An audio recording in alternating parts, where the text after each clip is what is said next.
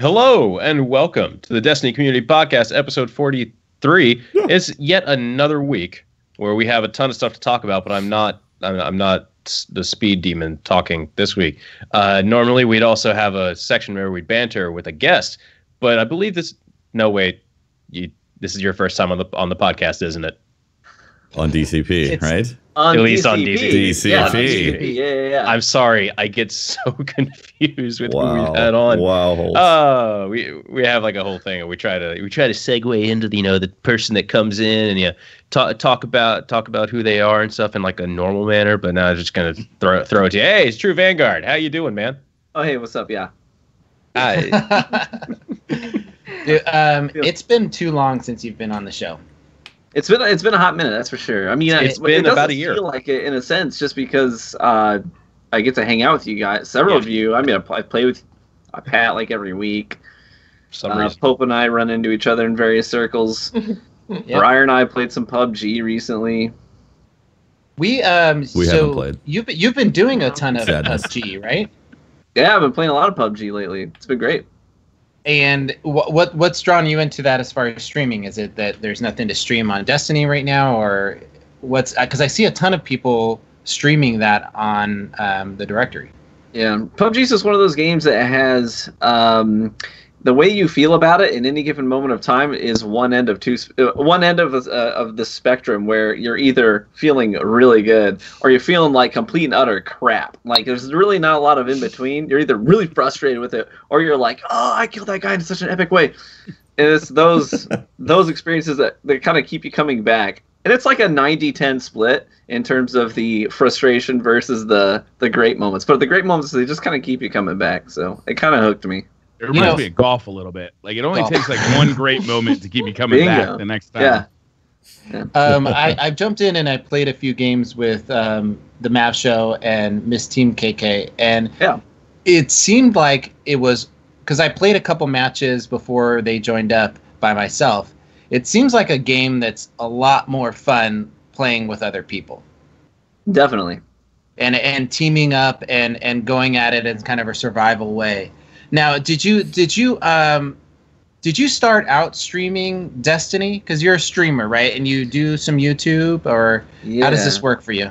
No, I definitely started streaming on Destiny.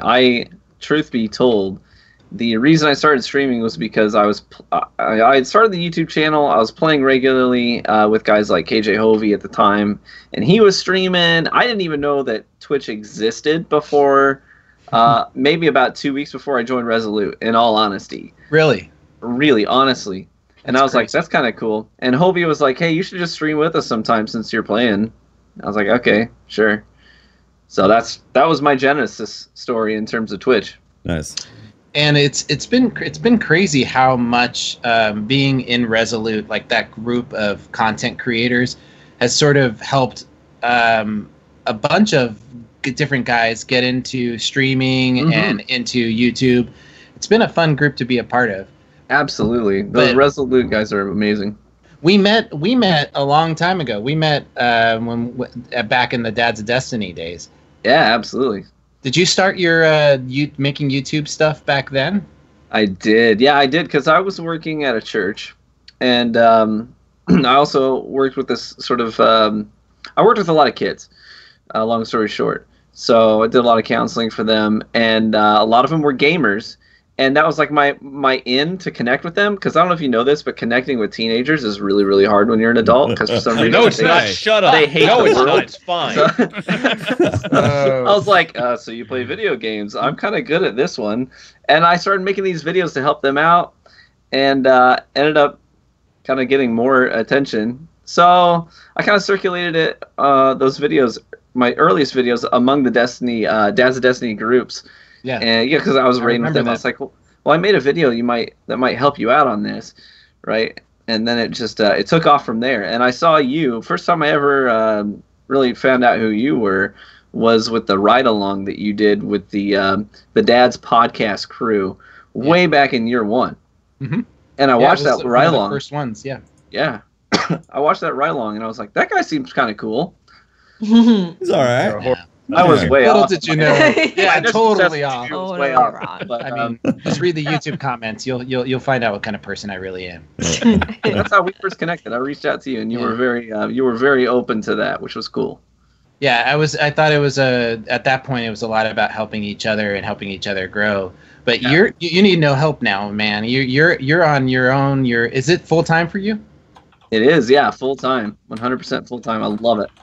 Look at this. I'm in a room full of full-time content creator, streamer guys. I'm the only filthy casual here. But you're our the filthy. Filthiest, one would say. You're our filthy casual. You are the voice of the filthy casual, right? Yeah. So I hear some new stuff has happened, and we've got some stuff in Destiny to talk about. True. A little bit. Mm-hmm. A little bit. Where should we start? Oh my God, There's a lot. Where do we start? Okay, I have a thing I could say to start off. All right. Let's get this conversation out of the way because it's the most boring for a lot of people. The most boring. The Destiny. Yes. New tactic. Yeah. The Destiny Lead with the drive. 2 PC. The Destiny 2 PC beta. First off, no, this will be the exciting part. Yeah, this we is have exciting. the dates What are for you it now. talking about? No, there's boring. a boring part to this. There's a boring part to this. Okay. The Destiny 2 PC beta, if you want to get early access to it, you'll be able to play it on the 28th of August. And then you have early access. If you pre-order, basically, which or get a code. Yeah. And then the open beta starts on the 29th of August. The next day. Next day. And Might then as well wait if you're on the fence. Yeah. Just wait. And then it goes down on the 31st. If I remembered that correctly, I didn't have it pulled up. Hey, got it. Yes, it is. All right. I got a quick question for you guys. How do you pre-order the PC beta? Is it only through Blizzard.net that you can pre-order? I believe so. I mean, that's the platform that's going to be on. You can't do it through Steam. Because there's these fidget spinners that I got to get over to GameStop to get. You want the fidget spinner? I believe. I thought that was a joke for a long time. I did too. It's a thing. Until an hour ago, and I was like, oh. You're right. That's funny. Yeah, sure. They're not going to do that. I'll run right over to GameStop. Sure. Yeah, I'll do that. Yeah. So you walk me through the process of what do I got to do to get into the PC beta? I think you just have to buy it off of Blizzard, right? Yeah, go to us.battle.net, which is Blizzard's website. Download the client, and then so you have to link your Bungie account if you want your Bungie stuff to connect. That's what I thought. And have they fixed? I heard there were some problems before. It seems like they have addressed. My Warlock got deleted. Do not spread misinformation. Yeah, there's the people spreading stuff on the forums that it caused certain things to get deleted, and it didn't happen. What happened was that people's accounts were being orphaned, and that was a very rare. It didn't happen a lot. It's if you didn't follow the instructions carefully enough, you could orphan your account. Well, that's the problem, is that it was fairly easy to fuck up. Like if you weren't logged in and you happened to link it. Yeah, they didn't idiot-proof it. You're right. They didn't. Well, that's Pope. To be honest, that's very easy to do. That's very easy to do. How many times do you have to log into Destiny Item Manager because it automatically logged you out? A Bungie net. Okay. It happens quite a bit. Fair enough. I guess there was a chance that it could have happened. Yeah, no, has everybody linked their Bungie account to Battle? Not yet, because I was terrified. Same. I'm also terrified, so I haven't actually done it yet. I've kind of been waiting till the last moment to then hit that pre-order button and connect it. Yeah. As soon as they announced it, I did it, and then I started hearing the horror stories afterwards. I was like, oh no. True Vanguard. Are you going to plan on playing it on PC? Oh yeah, definitely. I'm very excited about it. Is that going to be your main platform for streaming Destiny, or do you think you're going to still main the PS4? I kind of have come along in my thinking on that topic a little bit. Initially, I thought, here's what I'm going to do. I'm going to main PS4 100% because Destiny is a console shooter, and it was designed as such. And I didn't see the PC version of it being any more than kind of a novelty, in all honesty, initially. That's until I got to talk with a couple of guys that are actually working on the PC build. Mm-hmm. And then we started to see some more details about it. And then I got to play it, and I was like, they're actually taking this really seriously. Yeah. It's going to be pretty stinking cool. So I think my current plan is I'm going to main both. So, so does that mean like you're going to put one character on one and another on the other, or are you going to try to go just full ham on both? You doing 6? I'm a full-time streamer. I got nothing but time to play video games. We don't do anything but sit on our butts and play video games, right? That's the excuse that you use in PUBG when someone's camping. It's like, dude, I do this shit all day. I literally live here. Just you're not in a winning position. I will say, as somebody who has got both Xbox and PS4 accounts, it is still difficult, even as a full-time streamer, to maintain six characters. I've never been able to do it. I've attempted to get my Xbox like up to level many times, and I think the closest I got was during the Taken King year 2. Yeah, but it's just so much. I've been able to do so much, but every time it is like, oh yeah, I don't have this weapon. Oh yeah, I didn't buy that. Oh, I forgot about Zur. Yeah. It happens. So that's going to happen on PC as well. The real driving factor for me this time around is going to be that I'm still going to want to play with my PS4 buddies. You know, that's really like, I'm going to want to play. I'm going to want to play the technically superior version of the game on the PC, and I'm going to want to stream that and make YouTube videos with that because it's going to look better than if I do it on the PS4. But I got all my buddies on the PS4 that I'm just going to want to play with, you know? Plus, you're starting on the PS4, right? Anyway, because it comes out a month before. So you're going to have like a good foundation of your characters and your loot and gone through the story, experienced stuff on PS4, which it's probably pretty good for a lot of people who make content because it gives them a month to really grind out that before we create content. We're done with the game after 2 weeks in. Anyway, you know, now this gives we're us on the forums complaining, you know, it's spreading hate. Making Bungie change the game for us. Yeah, exactly. Got to talk about our stream of perks. Also, we have to take money from them too because they, you know, give us money to say things, right? I need my check. Yeah. Bat loot. Yeah. Bat loot. I was pissed the other day when I didn't receive my weekly Bungie check. I mean, it was. You have to send an invoice in. They I believe they sent it directly to the Bentley dealership this week. Okay. Oh, okay. That makes sense because I saw a YouTube comment that said I thought it was known fact that Watts is on the Bungie pay checklist thing, and I was like, oh. Watts, we went over this on stream. Technically, you kind of are. I'm not. Your house is being paid for. Her tax ID is not, right? No, her tax ID is not. The house that Bungie built. The house that Bungie built. There we go. Also, we also got some other news about the PC version of Destiny 2, and that was the minimum and the recommended specs, and they kind of went into like detail about this. Way more detail. They gave you a few options. You guys are gonna have to help me out here because I am a console guy. I've never really. I bought a store-bought PC because it looked good, you know, from Fry's, I think. So I don't even know what half this crap means, and I'm gonna be the guy that tells you that I really don't know what a GPU means, what that means, and I don't know what RAM really is. So you know, make I got fun good of me news all you for you, want Pope. It doesn't really matter because if you have a PC, it seems like it's gonna be able to run Destiny 2. All right, great. Well maybe you guys that know what the hell you're doing can explain to me what this means. Their recommended specs here: the CPU, Intel Core i5. So here's a couple things. When they say recommended, that's basically them saying an optimal experience that's going to be on high settings, and it might not be able to max it out. And it's definitely not 4K because they're not giving 4K specs, but they are saying recommended to have a great experience on normal settings, not normal, and I like the typical gamer is going to be 1080p or 1440. They're not going to try to go for 4K, so they're saying a good experience on high settings. You're going to go with these recommended settings right here. So like a 1060 and a current gen i5 is going to be plenty to run it.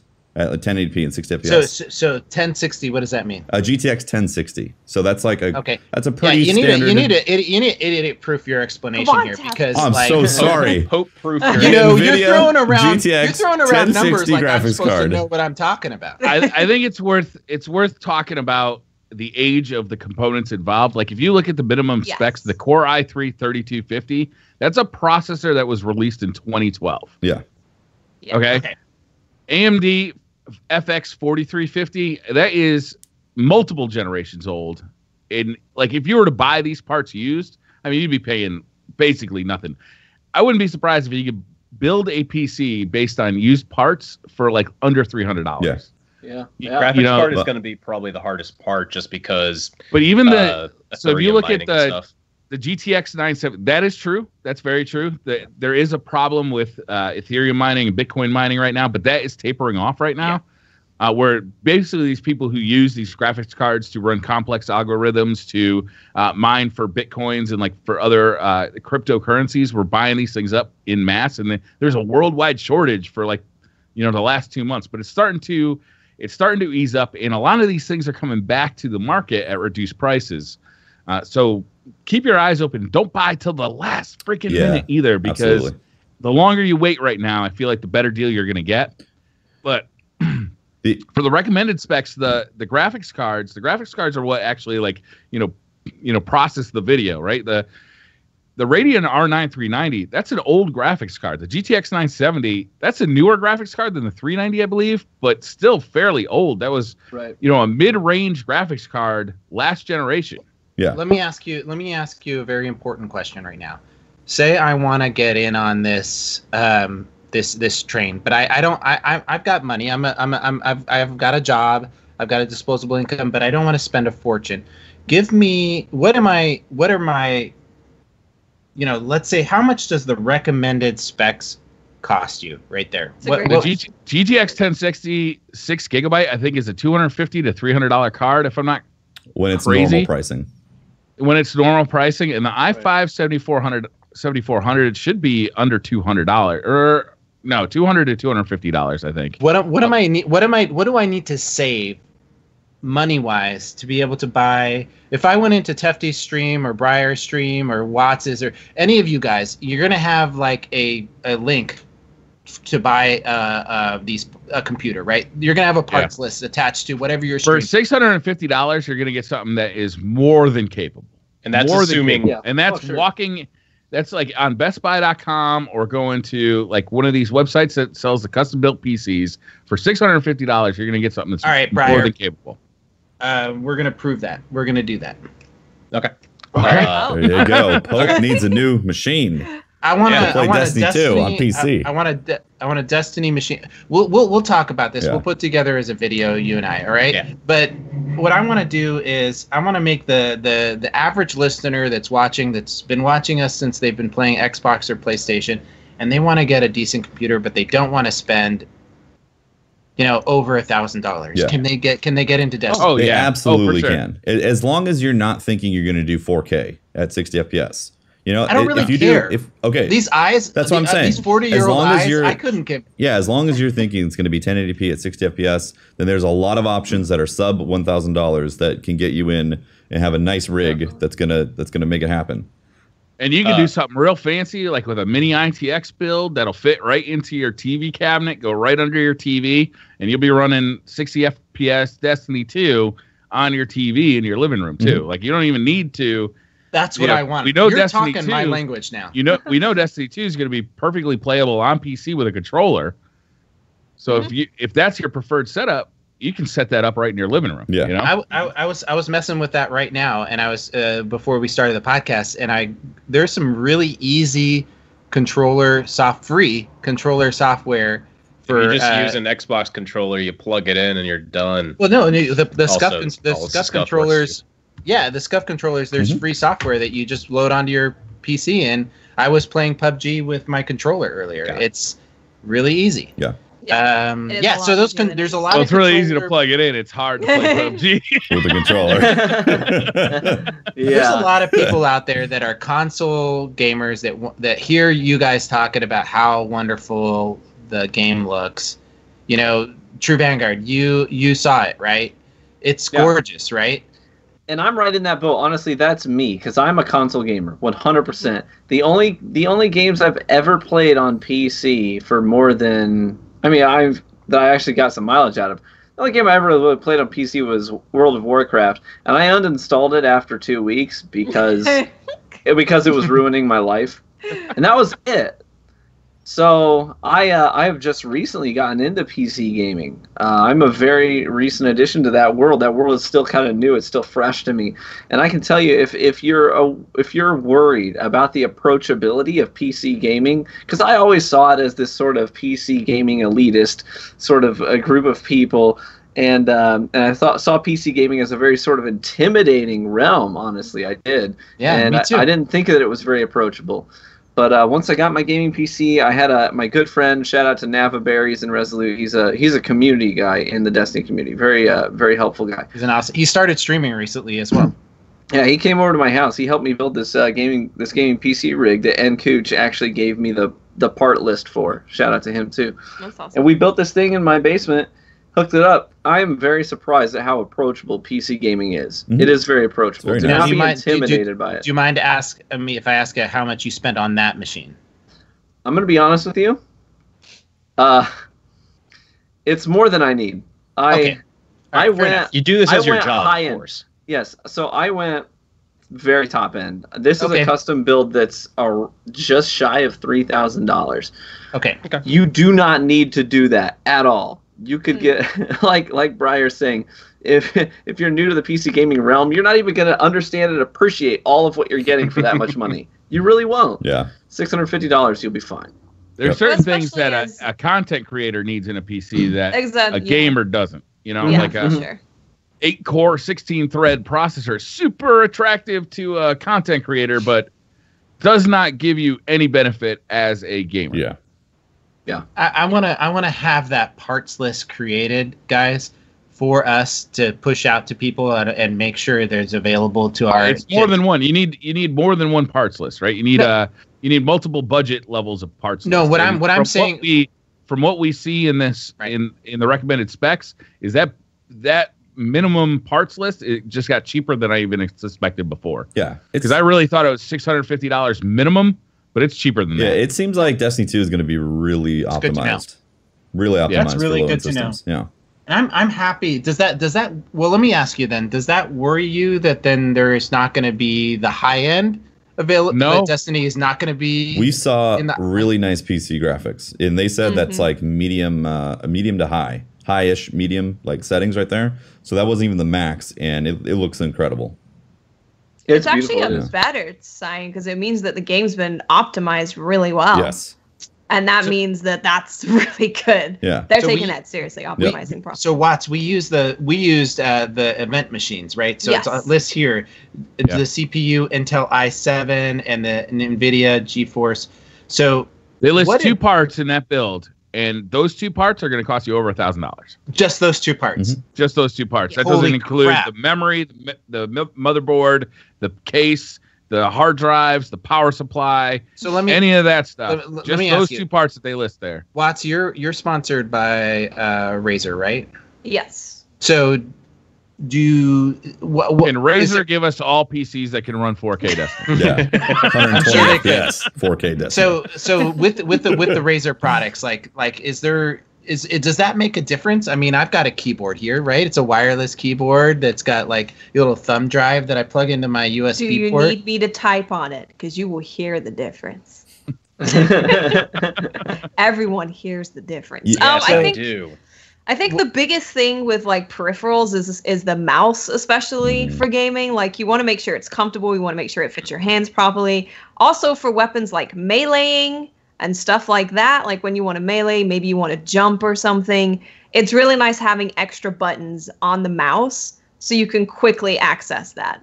First thing I do, change melee to my mouse button because I want to be able to punch dudes. I went out and I bought a mouse that has a shit ton of buttons because I am a console peasant that cannot use the keyboard correctly, but I can use buttons like I can on a controller. So it was much easier transition for me to just learn where the buttons were on the mouse that I hit with my thumb. What do you guys think? Easy transition. What do you guys think of the Destiny 2 Razer? The reason why I was talking to Watts about the Razer stuff is that they also announced this week that Razer's putting out a Destiny 2 themed line, Yes. Right. right? Yeah. So I thought it would be a good idea to talk about. I thought that mouse was sexy as hell. Yeah, mouse looks really nice. Nice. I want the mouse. I'm not sold on the Ornata because we played the Ornata at the event, and it's a nice keyboard. Don't get me wrong, but I really love the orange, the Razer Orange Chroma that I got, and like I don't want to not have the mechanical keys because I love my keyboard. Yeah. I don't know what I'd do without mechanical keys. They just I put would the die. graphics Exactly. Can they just put the graphics for Destiny 2 on the other keyboard too? Could we just get stickers that we can yeah, apply to right. our own I want a Razer Chroma keyboards? with the Destiny 2 stuff. I don't want the Ornata. Let's just talk about the quality though, Tefty. Like if you're a guy building the average PC, right? Are these good? Is this if you love Destiny stuff and you want to get good stuff? So I'm going to be perfectly honest with you guys. Initially, if you've never played mouse and keyboard games before, you're not going to be able to tell the difference immediately. It's not going to be something that you're going to go like, oh wow, this is clearly better. You need to actually play it a little bit with maybe like average hardware, and then you jump to something like Razer, like a Death Adder Elite mouse, and you go, oh wow, this is significantly better to use, because initially you're not even like you need to you got it right there. Exactly, yeah. Like you're not gonna know what settings to adjust immediately. Like you need to get in there and start using, like spend $50 on some peripherals initially so you can start understanding how to use it. And then you can see if you want to upgrade, because you might find that you just don't like mouse and keyboard and you're going to stick with a controller, and that's completely fine too. Like I don't think anybody should dog anybody who wants to use a controller on the PC version, because it's going to play just fine. If you do find yourself really enamored with the mouse and keyboard experience, then yes, then you can upgrade to the like a Razer Chroma and like a Death Adder Elite and all that, which is going to cost you over $200 total to get all that stuff together. And really? Yeah. Well, you got to get the Firefly mouse pad too that lights up. So that's what I have. It's right it's the mouse pad. That's another $50. I'm sorry. I was. That really sets the whole. That really sets off the whole ensemble, Pope. If you do just the mouse and the keyboard and you don't have the mouse pad, I mean, gotta have the mouse pad. You're only disappointing yourself. Okay, look about peripherals. If you're wanting like I don't know what to spend my money on. The only thing that really matters, you can have a crap keyboard that you steal from the library, but you need a good mouse. What? You need a good mouse for FPSs on PC, and like spend like $75 to $100 on a so mouse. it's called the Death Adder Elite. Death Adder Elite. They're That's all what I named after use. snakes. Mad Hatter of Death. Yes. The Death Hatter. Again, Death you Adder. can get decent mice for cheap. Like you don't have to spend that much. You can get them for cheaper. And in my opinion, the Death Adder Elite is the best one for me. But I've bought like $40 ones, all that, and they have buttons and all that. They still do good. Stay away from wireless. Wireless adds a bunch of delay, and it can also have communication problems that will stop in the middle of the game, so you get jitter when you're actually aiming, and that's not going to make the experience good.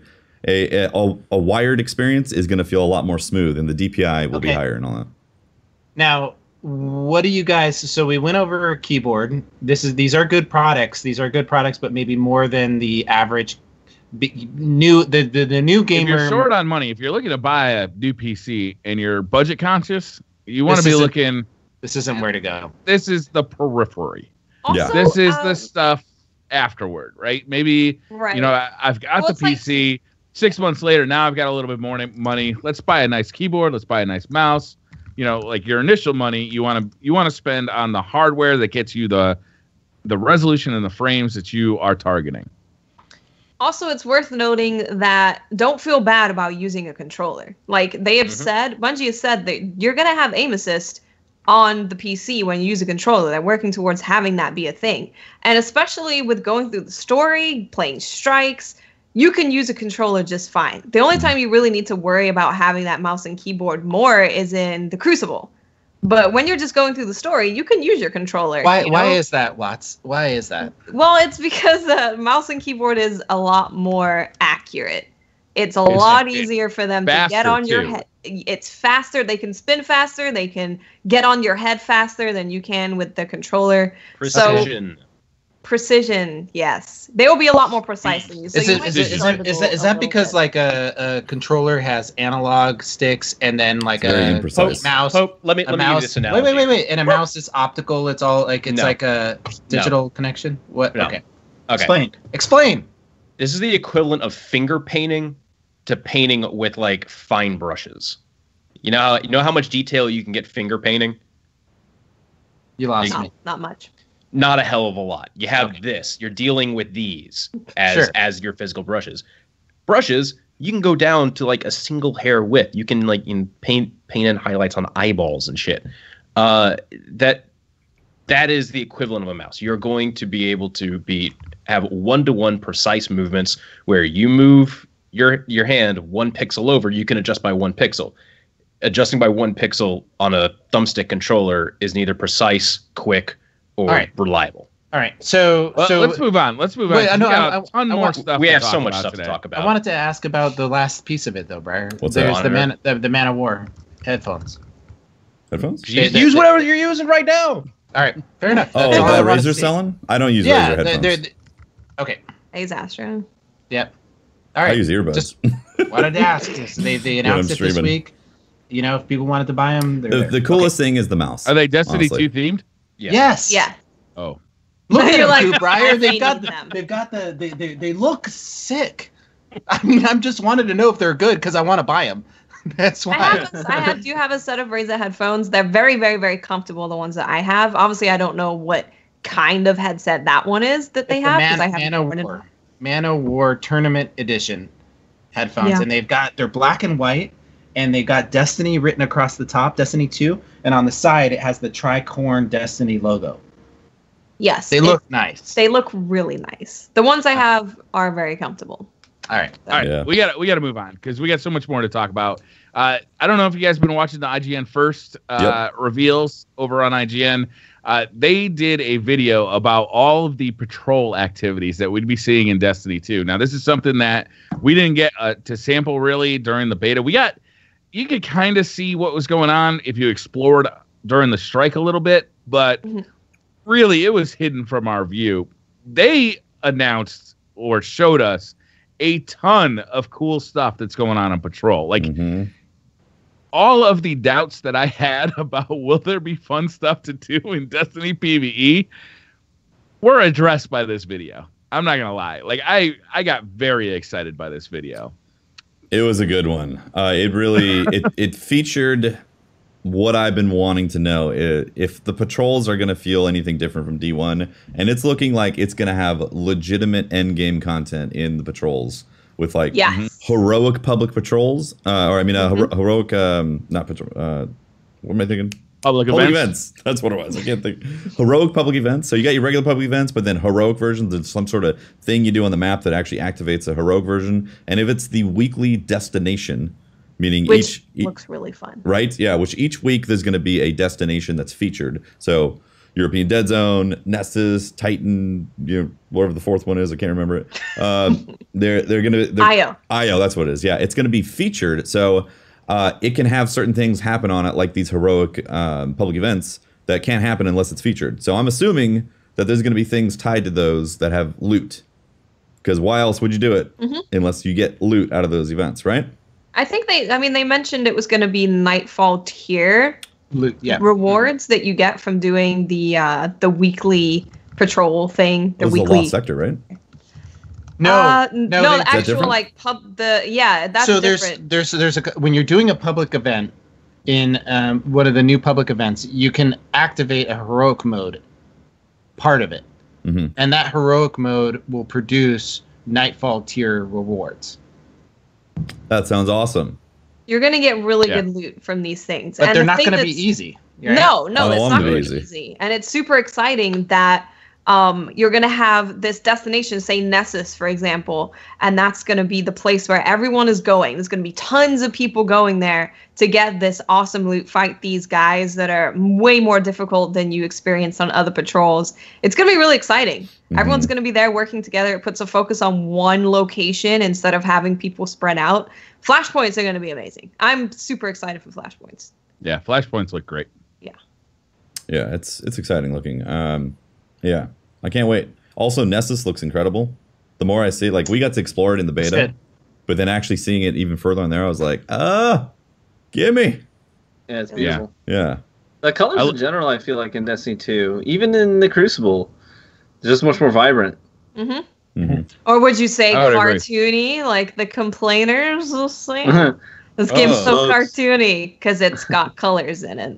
I'm sorry, it's not like the traditional color variety that you see in Call of Duty or a lot of other modern FPSs, which is generally brown gray, and green and brown, green, and gray, and black.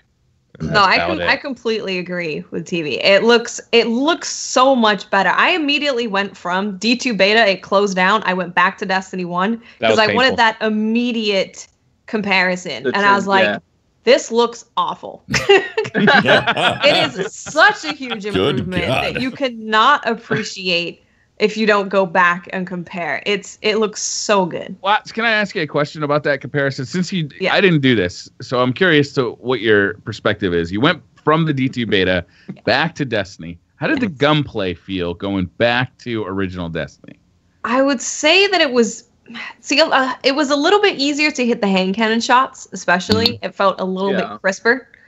But it just felt really chaotic. It felt like my guns were unreliable, especially shotguns, because I've been playing with a shotgun in the beta. And it actually did what a shotgun should do. Shotguns in Destiny 1 just don't do anything. If you're in the air, they're just going to tickle somebody. So I would say I went there and I was like, I don't actually know how to play this game anymore. I don't know how to play Destiny 1. It's such a big difference. I was like, I'm sticking with my teams. I'm being like playing with my team a little bit more because of the Destiny 2 beta.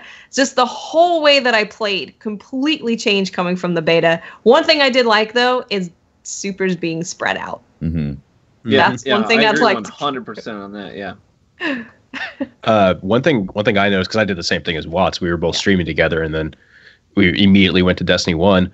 I don't know. Destiny 2 felt like abilities and jumping and everything had kind of this delay on it, so that you felt heavier, or there was a little more sluggish. Because then immediately going to Destiny 1 is like, oh, like I jumped and I felt like I immediately jumped. I swap weapons, or shoot the gun, throw a grenade. Everything felt like it happened immediately, right when I pressed the button. Whereas in Destiny 2, that delay it made everything feel slower, sluggish, heavier. Do you remember that delay being in the DRE?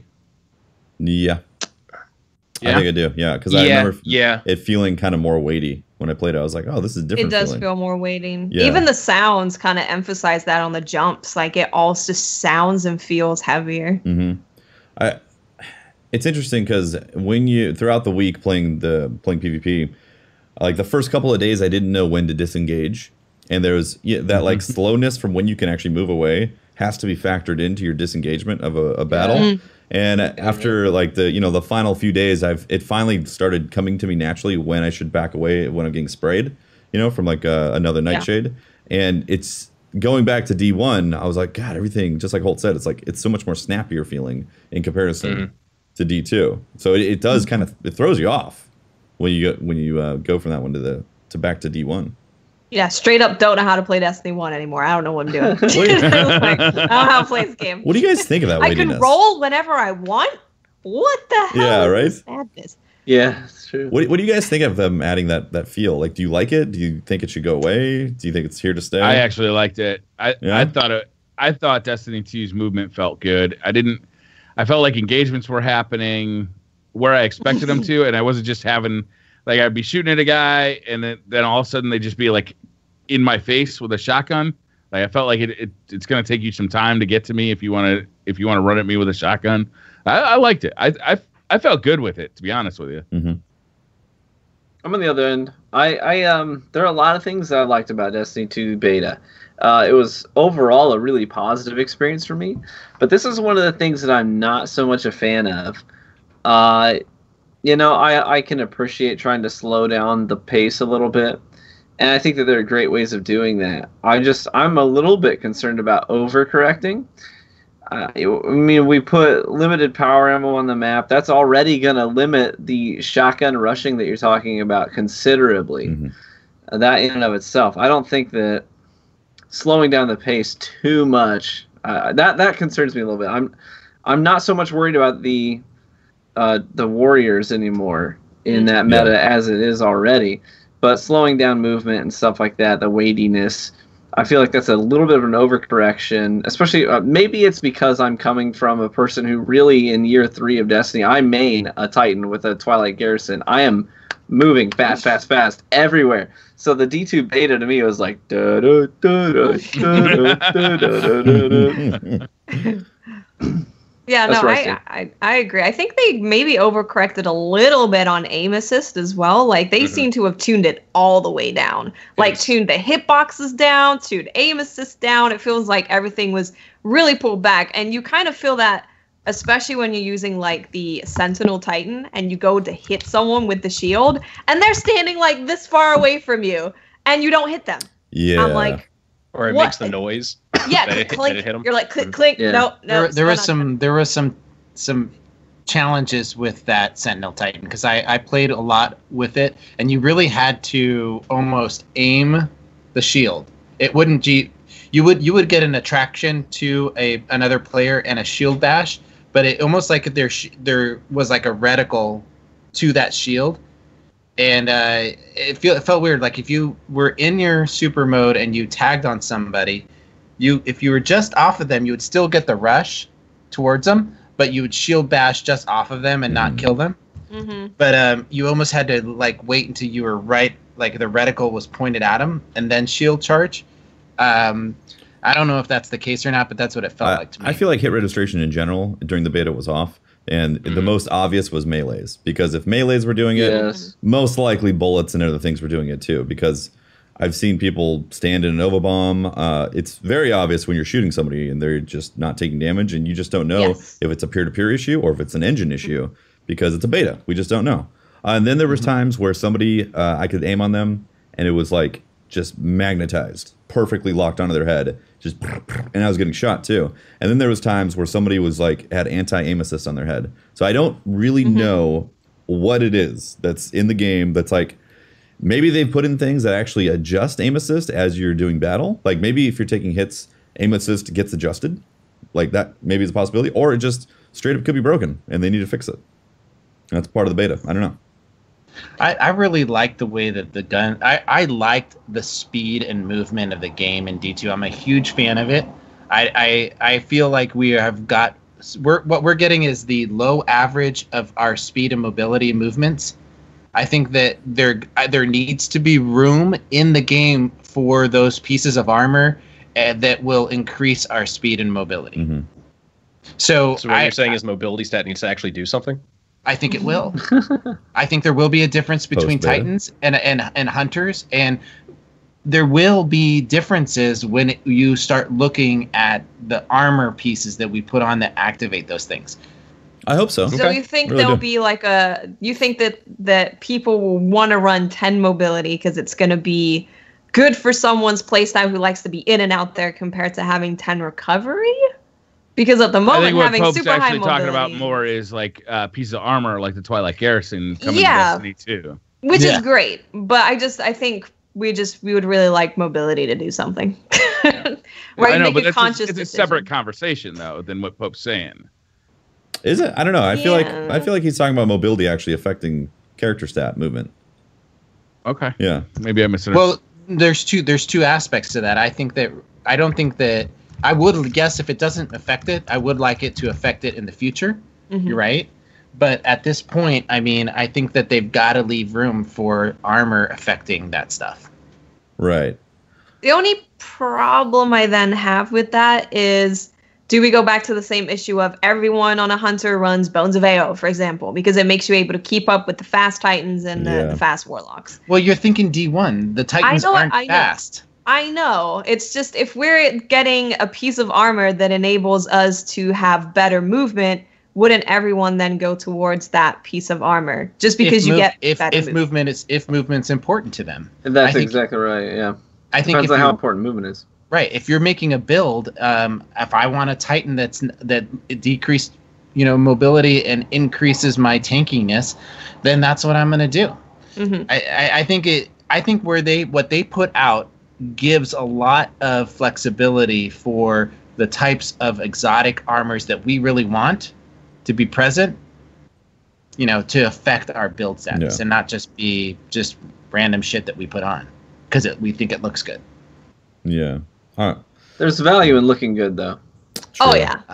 That's why I'm hoping that we get the armor mods that are like, this mods your armor to do something, so then you can choose the way you want to look, but then pick the mod that you want. Mm-hmm. I want to be able to have fashion and not be held down. Yeah. Please. I think that's the biggest thing. It's a beta. We don't know what the final outcome is, and also it's a very limited sandbox. We got to play with a small focus of tools. Once D2 hits, there's going to be a wide sandbox, and we're going to be breaking all kinds of things. Yeah, completely agree. And I think that's why I kind of tell everyone, it's fine to get your impressions from this beta and put them out there, give your opinion, but also hold back on being super like, Bungie, you got to change this right now. It's so important, until the game comes out and we actually get to see everything that's in the final game. Yeah, we don't have the full picture. I really enjoyed that. I think of the beta as an example of what vanilla, like what I don't want to say vanilla because that gives the wrong image, but the neutral zone looks like. Yeah, it's real dialed back. It's real dialed back, and it should be kind of, once we get all these cool armors and guns, and speaking of guns. Yes, let's talk about it. Can we talk about that? You feel a chilling presence? Oh, do you feel it in your heart? Something I'm not gonna say cold around you. Do you guys remember how I ranted and raved about how I hope the energy slot is a thing that, and then Tefty said you're dumb, that's not gonna happen. Wait, what? Do you remember that? What was it? Oh, I remember Tefty saying that. I remember Tefty saying that for sure. Whoa! I'm definitely not one to shut down a cool idea. I'll shut down a dumb idea. I'm gonna clip that, and I'm gonna clip it and send it to you. I'd like to know what the context was, because I don't remember that at all. I was talking about the energy weapon slot, and that how I really hope that it's not going to be just regular bullets. That it's gonna untether the designers to make their wildest dreams come true, and we're gonna see really odd guns that aren't, And then you're like, yeah, that'd be great, Pope, but that's not gonna happen. I remember this conversation. Yes. I remember, yeah, I do. I brought up a long time ago about how I wanted to see bullets do a lot more than just be bullets that are colored. I was the one who actually initiated that conversation. Okay. I said arc energy should look like electricity. I said that. We get the Coldheart, which looks delicious. It's a power weapon, right? It is a energy weapon. It's not power. Not a power. Right, not a power. It is not a power weapon. It looks like a power weapon. It sure does. When I first saw it, I was like, "This is a heavy weapon." It's a single target. It's a single target, time on target weapon. Yeah, so it reminds me of. It reminds me, if you were really good at using the doctrine of passing, you're going to be good at this weapon. You think? So yeah, because the same point of reference where you have to target an enemy and carry with them to get the kill, because it was such a low damage weapon, the doctrine. That same tracking. I don't remember it being low damage ever. It is low damage. You guys are dumb. your hand cannons and your snipers and your accuracy weapons. I remember Doctrine completely melting people from the start, not like a ramp up. You got to track somebody. It's not a ramp Sentinel up. beam. It's the Halo Sentinel beam. Thank you. Yeah. It is awesome. It looks really cool. Awesome. I will say, first off, I want to say it's design-wise looks amazing, and I like the concept. It's an exotic weapon. It's an exotic weapon, so on and so forth. I have two problems. The first problem is it tricked me into thinking it was actually a cold element, that we were going to have this freeze type of thing. Right. And no, it's arc damage. It's just straight up arc damage, but it's cold. You thought you were going to be May. Yeah, I thought I was going to be freezing enemies, and I looked at the video, I was like, rolled it back. Are they actually freezing and getting chunks of ice? No, it's not. What the hell is that all about? I'm pissed off over that. But also, I'm a little... Why did they put it in a pre-order? Why did they reveal this really cool weapon type in a pre-order? Because it's not the coolest one, that's why. Is that what it is? But how awesome would it have been to open up D2? There's a Coldheart. Yeah, a Coldheart, exactly. Ice Heart. The Black Heart. Look at the history, look at the track record of pre-order exclusive items. It's not exclusive. Well, not exclusive. It's exclusive for 3 months. Look at the track record of these things. Look at the track record of these things. They're always, in terms of end game, they always end up in a sort of mediocre, medium sort of a, category. Pope says the next Doctrine of Passing. It's also going to come to everybody. It's going to be open to the public in December, they said. Yeah. Which we should talk about that date also after. Yeah, that date is interesting. So it's interesting. I just don't want Bungie to reveal anymore. Like, when I think of exotics, I think, okay, I play Destiny, I level up my characters, I get some in-game loot, and then I hunt exotics. Exotics are like the carrot out there that says... But in the case of a pre-order bonus, they have to tell you that it's there because it's a pre-order bonus. I know, but why make it a pre-order bonus? Like, why even put that really cool exotic as a pre-order bonus? How about... Like, sell more copies of Destiny 2. You're right. Yeah. From a business sense and like a CEO sense, like, have at it, you know? But as a gamer and somebody who loves the game, I would have just been blown away to see on my Twitter feed somebody found this weapon that looks like it shoots ice, even though it doesn't shoot ice, and been like, I think at this point, though, Tefty, anybody who really cares about that should pretty much be on a media blackout. Yeah, but you get it as a pre-order. If you're on a media blackout, you're going to pre-order it, and then you're just going to show up. You've already pre-ordered it. And then you're going to show up. You get Coldheart. I totally disagree with you, Briar. I think that, and I'm in agreement with Tefty on this one. If it goes back to that original problem that we all agreed about D1, that Xur should not. Wait. Let me finish my thought. If we were all upset that Xur, we thought that Destiny 2 Xur should not sell exotics. He should sell legendaries. I still think that. Do you remember that? Mm-hmm. We all talked about that. I remember not agreeing to that, but all right. Well, then there's probably a good reason why we disagree on this point. Then I didn't agree on it either. I do not think that exotics should be easily available. Same. Fact. I think that you should. They want to sell pre-orders for Destiny 2. Fine. And this was an awesome way to do it. It's there'll still be exotics in the game that we don't know about. I think they're doing a great job of hiding stuff this time around. Like they clearly are like keeping a ton of stuff secret because we still don't know so much. We don't know how armor's going to work with perks. We don't know how weapons are going to roll exactly. There's so much we don't know. We don't know what the exotics are going to be. Have we seen any exotic armor yet? No, but we've already seen 4 exotics at this point. I know. Why do they keep showing them? Sweet Business, Sunshot, Risk, whatever it is, and then and then Coldheart. How many exotics shipped with Destiny 1? It's like vanilla 20 something if you look at weapons. There's gonna be more. There has to be. Oh yeah, I agree. I feel like Destiny 2 is gonna be a huge pool of exotics, and they're gonna all be really cool. I hope. My God. I just. At this point, I feel like they've already shown us a lot. Agreed. And look, I'm telling you, at this point, like if this upsets you, you need to be on a media blackout. I can't be on a media watching blackout. This podcast. I am on this podcast. Well, you've made poor life choices, Pope.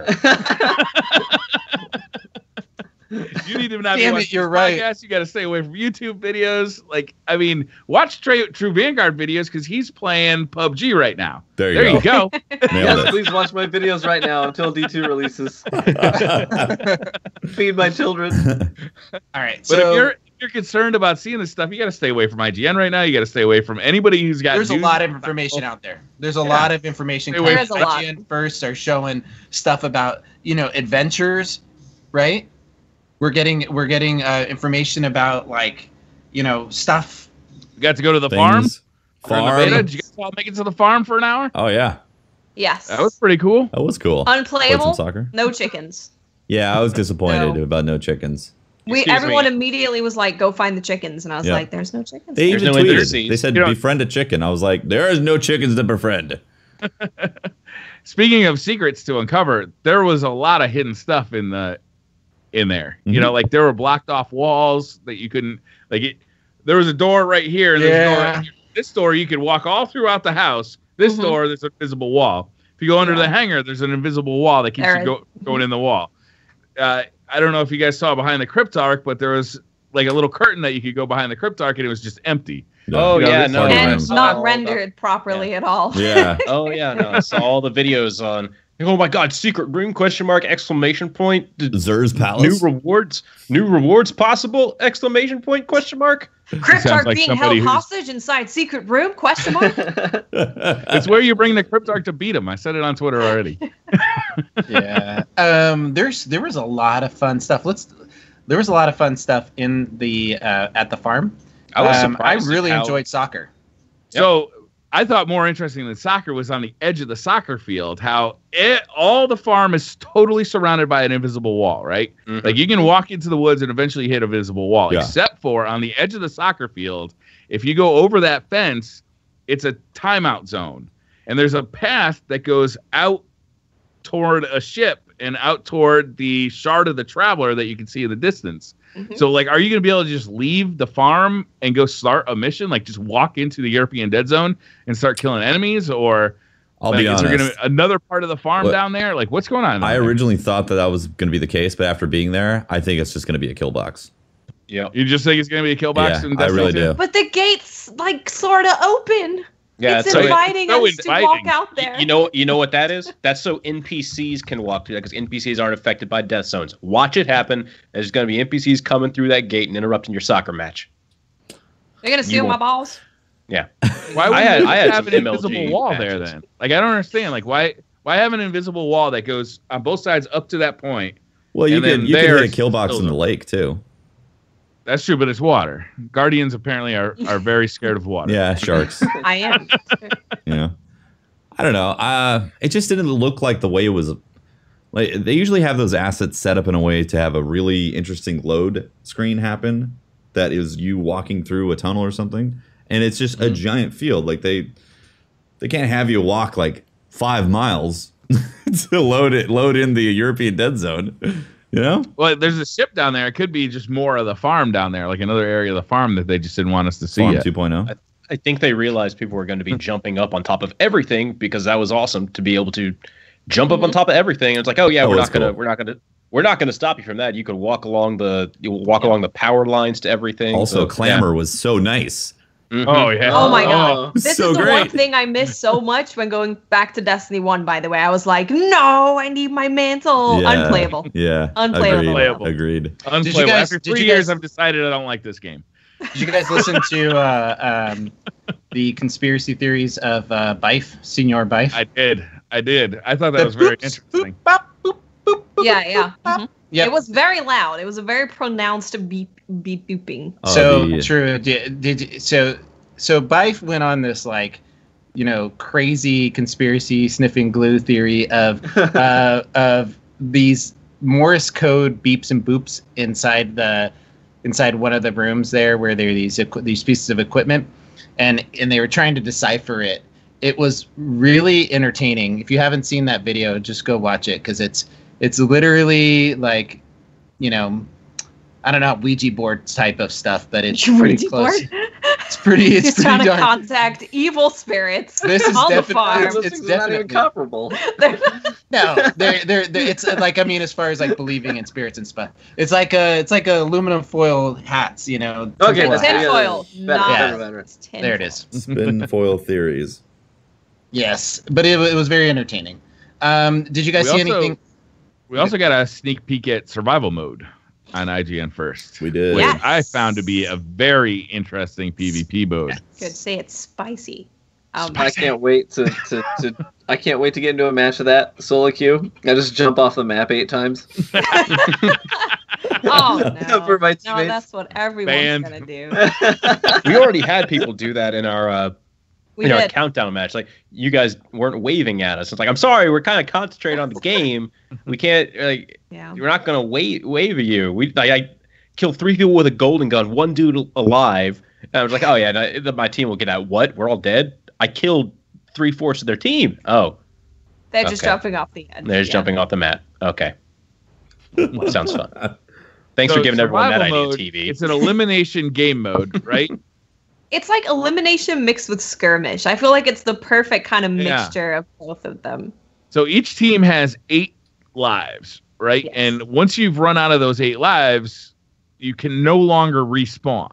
That's right. Yeah. And it's elimination, so that when all your lives are used up, you lose. And there's a cap point if it goes too long. There is a cap point. Just like old elimination, there's a cap point. Right. You're also fighting over power ammo. Yes. They've made this power ammo be a very central focus point that you're going to be fighting over. There's one power ammo spot, not 2. Yeah. Here's my question, though. How much is that going to incentivize combat? What if, just hypothetically, what if a team just gets there first? You know, you come around the corner, you're going to challenge power ammo, and you just see all 4 of the enemies there, and you're like, I ain't challenging that. And they get the power ammo. Is there still incentive to fight or wait for cap point at that point? I don't know. I hope there are more mechanics that kind of just encourage combat. The one good thing is it's only one guy with power ammo. True. So maybe your team can kind of like bait out him using the power ammo, maybe, or just use all of your 7 lives and then leave it down to one guy to 1v4. It's fine. Or pop your super and take that opportunity to kill all 4 of them while they're sitting there. You're only gonna get your super once that whole match, though. That's true. I really hope. Anyway, we've talked about super regen. I hope it's just more spread out. Oh, did you? Did. Well, no, just in general, like the community in general. Like I really want supers to be more spread out. Me too. I'm with you on that. Yeah. Yeah. The elimination does not look like a mode you go in solo. It looks like the new trials. Ideally, mode. have a team. Yeah. It does look. Like I can see them actually mode. rotating trials between countdown and in survival. I'd be okay with that. Yeah. I would be be okay with that. very happy with that. It would keep it very fresh. And they switched spawns. Yep, there you go. Thanks for ruining my point. Oh, you were gonna say that? I'm so sorry. What did you guys think of the map? I was so happy that Destin took his time for the first minute and a half of that video, just slow walking through that Mercury map. I was like a child in a candy store. It was beautiful. I'm so glad he took the time because it really did look like the lighthouse in many respects with the candles and the tapestries and everything. Is that even more of a sign that this could be the new trials mode? The fact that it is so lighthousey, so burning shriney. It's like very similar to the whole trials theme. Yeah, for sure. I think so. And I think it's definitely going towards what Trials of Osiris or the DLC, right? That we're gonna get the Osiris DLC. But they said that Trials is going to be coming before then. Yeah. Because Luke Smith specifically said, I can't imagine launching D2 without a Trials-like mode very soon after. No, I meant more of that expansion might be fleshing out more of Mercury. That would be wonderful. That would be cool. I would love to see more Mercury. I can't wait. Can we talk about that December 5th date, by the way? Yes.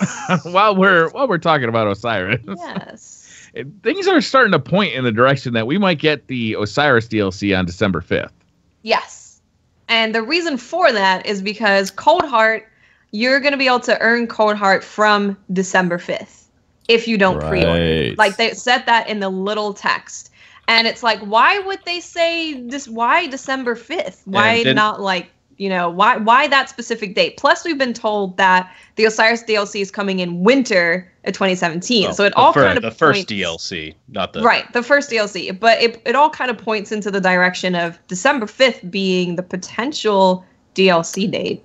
And that's when they release private matches. Boom. I don't want to. All right. Okay. Yeah, I was like. I really hope private matches is going to be whenever they introduce that, because they need to. It's going to be the same way that it was introduced with Rise of Iron, where everyone was able to play private matches.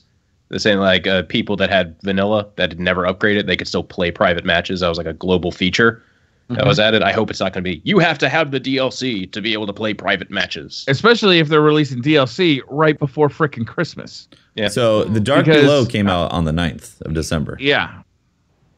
So it would follow in line of how they were doing it in year 1 of Destiny, which I get the impression that they're trying to actually get back to that route with the two other DLCs.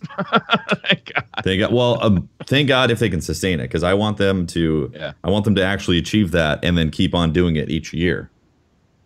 I don't want another Sahara of drought, Yes, please.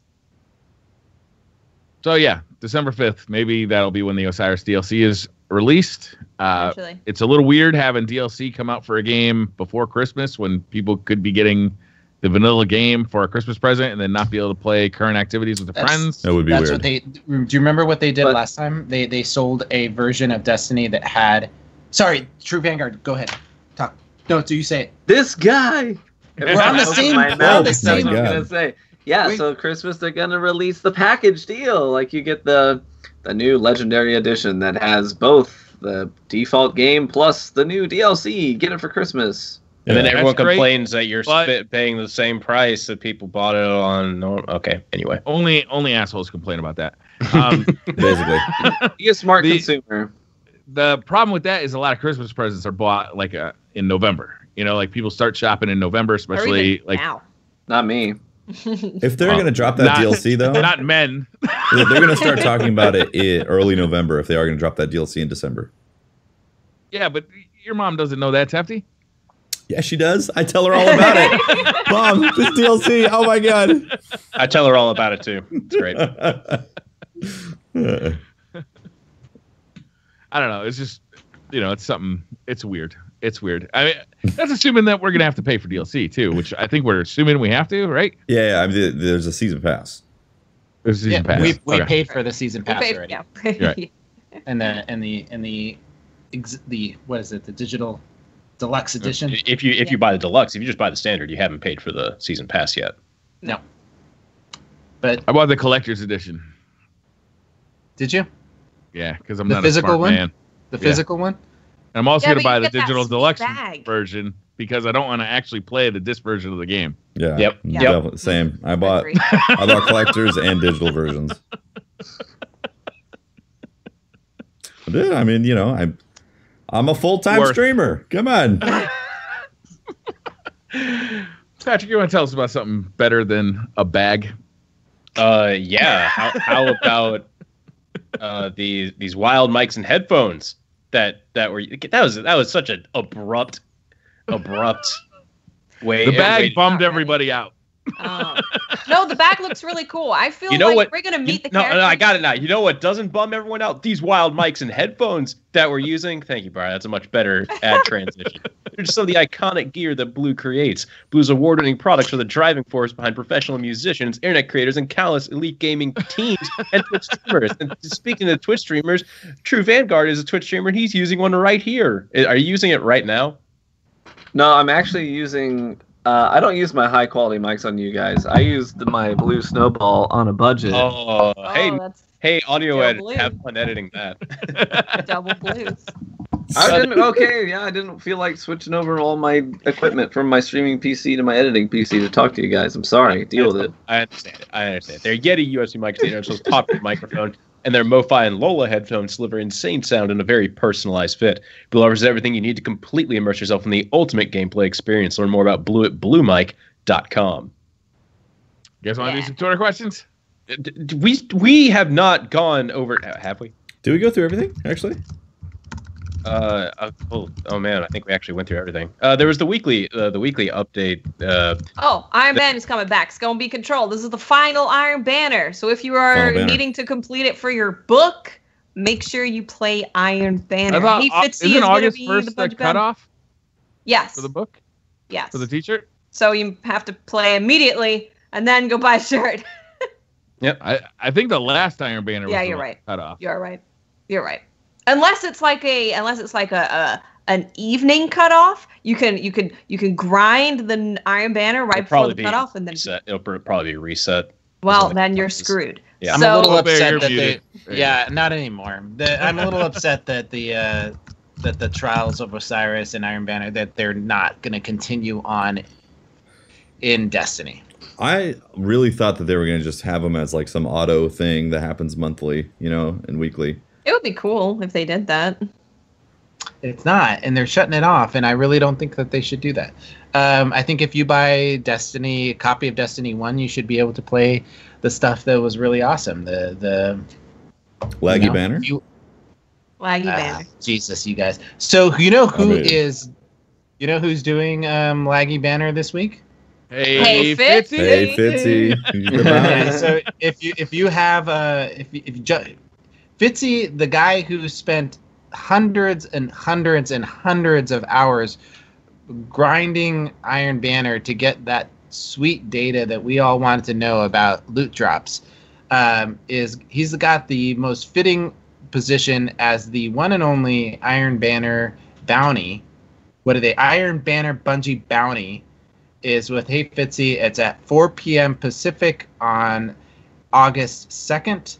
He's going to be on PlayStation 4, and he's going to be playing Iron Banner Control. So congratulations to him. He finally got the emblem, like right at the end. But yeah. Wait, I don't think you get an emblem. You don't get an emblem because I did. Yeah, you do. No, I didn't get an emblem either. Pope, we've gone over this. You're a fringe case. You just happened to get it from my bounty. Yeah, I didn't get one. I didn't get one either. Oh wait, no, I haven't gone to check out my. I still haven't gone to check out my. Postmaster. You should. If you're the Bungie bounty, you get. I checked the post. Emblem. I didn't get the emblem. I got one. It's not post. It's emblem kiosk. Message. Hold on. Tefty, did you win any games while you were at the Bungie bounty? 90% of them. Are you sure? Yes. Did you check the emblem? I think I lost 3 games when I did my bounty. Back in the day, I was carried hard. The original Bungie bounty, is that you had to play for like a certain amount of time and not lose to get your emblem. That's darn near impossible. That's how I got mine. Man, with these connections, anybody can do that if they're skilled enough.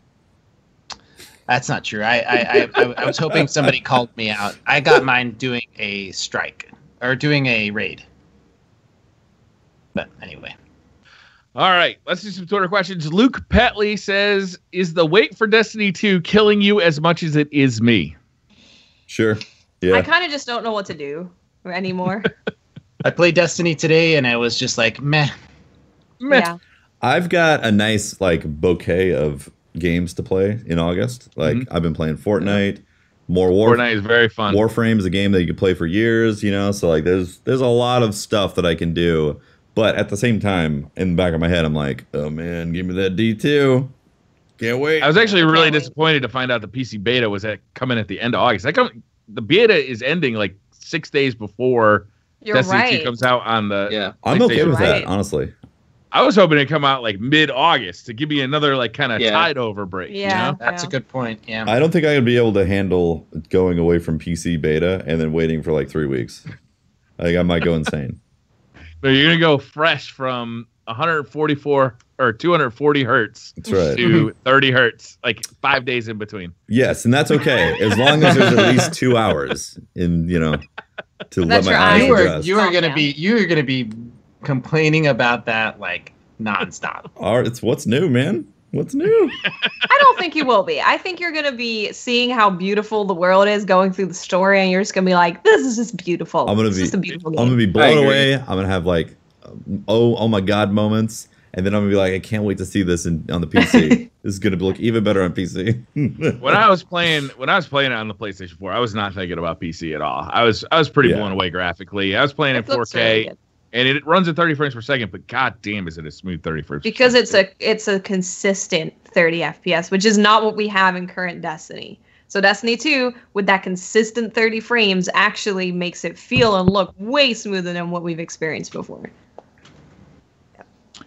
Zach says, it's the night of the Destiny 2 release. What beer will you be choosing for the occasion? Coffee, so I don't fall asleep. It's a good answer. What's KBS? Oh, so glad you asked. Wow, thanks for noticing. If I'm going to have a beer on the night of the release of one of my favorite titles of all time, it's going to be Kentucky Breakfast Stout. This is a rated 100 beer, world-class beer. Wow. One of the best. It was voted best beer in America 3 years ago. #, not sponsored. I'm not sponsored. I'm working real hard for it. Accepting sponsorship. Working real hard. You got to try this. This is my sponsor, beer. Though. I've got one upstairs, too. Nice. Waiting. I want to see. I'll see if I can get one. You can't right now. You're literally gonna spend like $30 on a single bottle right now. I mean, if it's quality, right? Mm-hmm. I'm gonna go with coffee for me because if I have alcohol, that's not a beer. Yeah, but if I have alcohol, there is a timer that starts that says it's gonna be nap time soon.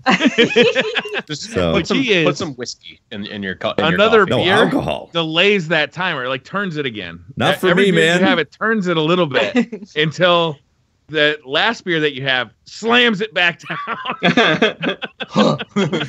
I'll be like, oh, this beer is delicious. I need another one. Then I'm gonna be like, oh, I'm so relaxed right now. I could take a nap. Yeah. Dragon Slayer 1140 has a question for True Vanguard. How do you balance streaming, YouTube, and your family? I'm going to be honest with you. When I first started and I wasn't doing it as my job, I was working between 40, 50, sometimes 60 hours a week, being a dad and a husband. You know, ultimately, you honestly, you have to make a literal list of priorities and say, this comes first, this comes next. And these are the things that, you know, can supplement that if there's time. And I started my channel as a full-time working man who was a husband and a father. I kept my family first, and that you have to figure out what you're going to sacrifice. For me, it was sleep. It's like, what do I have to cut out of my schedule in order to make room for Dads of Destiny raids? And I was literally bouncing a sleeping toddler, not toddler at the time, a baby on my lap while playing Vault of Glass. I remember that. Yeah, I mean, that was the life that we had. I have such mad respect for gaming dads with healthy families, because I understand that it is honestly very hard. And I have mad respect for any man out there who treats his wife or woman all the dignity and respect that she deserves and puts her first and is the dad that his kids deserve and still can be a good gamer. It really takes a special man to do all those things. And one of the cool, I agree with that, and I also had great time talking to the Dames of Destiny, and there's a lot of single moms or a lot of moms out there that do the same thing. It's just flip that, you know, that they balance themselves and become, you know, still play the game, still do the whole thing and be a mom and do the whole thing. And it's tough. It's tough. It's a tough balance. Over the years, one of my pitfalls I was kept getting trapped by, and I'm not immune to it still, is that I could step away from the office and I could spend time with the family, but the phone would creep out of my pocket and I'd start responding to Twitter and I'd start looking at YouTube comments and that kind of thing. And that's really fucking hard because it's always right there in my pocket. I can't just walk away from it. Yep. It's also hard to know when your work ends and your kind of chill starts, because you do have everything in your phone. You can pull up and start talking on Twitter. You can respond to YouTube comments. You can do so much from your phone that it does feel like you need to kind of set a thing where I'm done today. Not thinking about it, not looking at it. I'm spending time with the person I love, my family, friends, whoever. It's kind of important to have that cutoff and know where it is. Otherwise, people might end up getting frustrated at you, like, hello, you're supposed to be spending time with me. Yep. Oh, yeah. Have you guys ever thought about going back to get like a dumb phone, like a flip phone? So that when you walk away from your computer, like you literally don't have access to like Twitter, YouTube, or any of it? I would 100% do that if I just hadn't moved to a new area and I need this to tell me how to get everywhere. What I do is I forward my calls to my wife's phone in case somebody needs to get a hold of me, and I leave my phone at home. I just leave it. That's probably smart. That's probably a good idea. Because what will happen is I'll just sit there and I'll look at Twitter. I'll look at... Yeah. All right, Rezo Fury says, question for TV, what challenges have you faced stepping out of the shadow of your famous wife, Girl on a Hippo, and making a name for yourself? Oh, man. I love the question, and she would love the question, too. I got to be honest. I got to brag on my wife. My wife, she is the superstar behind, my career, because what it takes a special woman to see their husband gaming and then say, yeah, I can support you trying this out. And taking that plunge, going from a steady, the thing about my previous job, it had long work hours. Yeah, it was pretty demanding, but it was consistent. That paycheck was the same every week, no matter what. It was there, right? And to have a wife say, I believe in you, and I think you can make this happen. That's something that, you don't get that every day. So God, brag about it. It's almost like saying I want to become a rapper, right? And your wife being like, yeah, go for it. It's great. I think I may have timed her out in chat. I apologize, TV. You did, yeah. It was funny. She was like, this guy doesn't have a job, and then you timed her out. Yeah, I know your wife. She's awesome, man. She's definitely supportive, and that's ultimately what any person wants, is a spouse or a partner that's supportive of their interests, no matter what they are. And so you gotta reciprocate that too. You can't expect someone to give you that if you're not willing to give it back. Right. For example, my wife's really into hand lettering. She's actually done a lot of custom pieces for people in the Destiny community as well. I don't understand that world. What is it? What did you just say it was? Hand lettering. It's basically very artistic, almost like calligraphy, but it's not really calligraphy. I don't know how to explain it exactly. But because of how much she's invested in me and supported my passions, I literally sat down for a night and I said, teach me how to do this. And she was in geek mode, right? She loved it for a couple of hours. We had paper and these hand brushes and pens and whatnot. And I tried to do everything, and everything I did really sucked. But it was my way of saying, you support me. You spend a lot of time in my streams and supporting my content and all that stuff. So I can do this for you, even if I don't enjoy it. So you can't expect someone to give you that if you're not willing to reciprocate. I've seen her hack your Twitter a couple times as well. I try not to let her anywhere near my phone anymore. She is hilarious, man. She's slayed it a couple times. Do not feed it, Pope. Oh, she is so good. I'm telling you, man. Briar's wife has hacked his phone once or twice, right? I'm still waiting for memes to just drop the bomb, or TK to drop the bomb on Watts and just drop in on their Twitter. But it's definitely funny. I think your fans really appreciated it. Yeah, they do. Reminds me, I gotta lock my phone better when my girlfriend comes to visit. That's right. Yep. Okay. No, she should definitely take over. That would be hilarious. Yeah, I am. That would be fun. I'm putting a physical lock around my phone. Not happening. Bolting it. Yeah.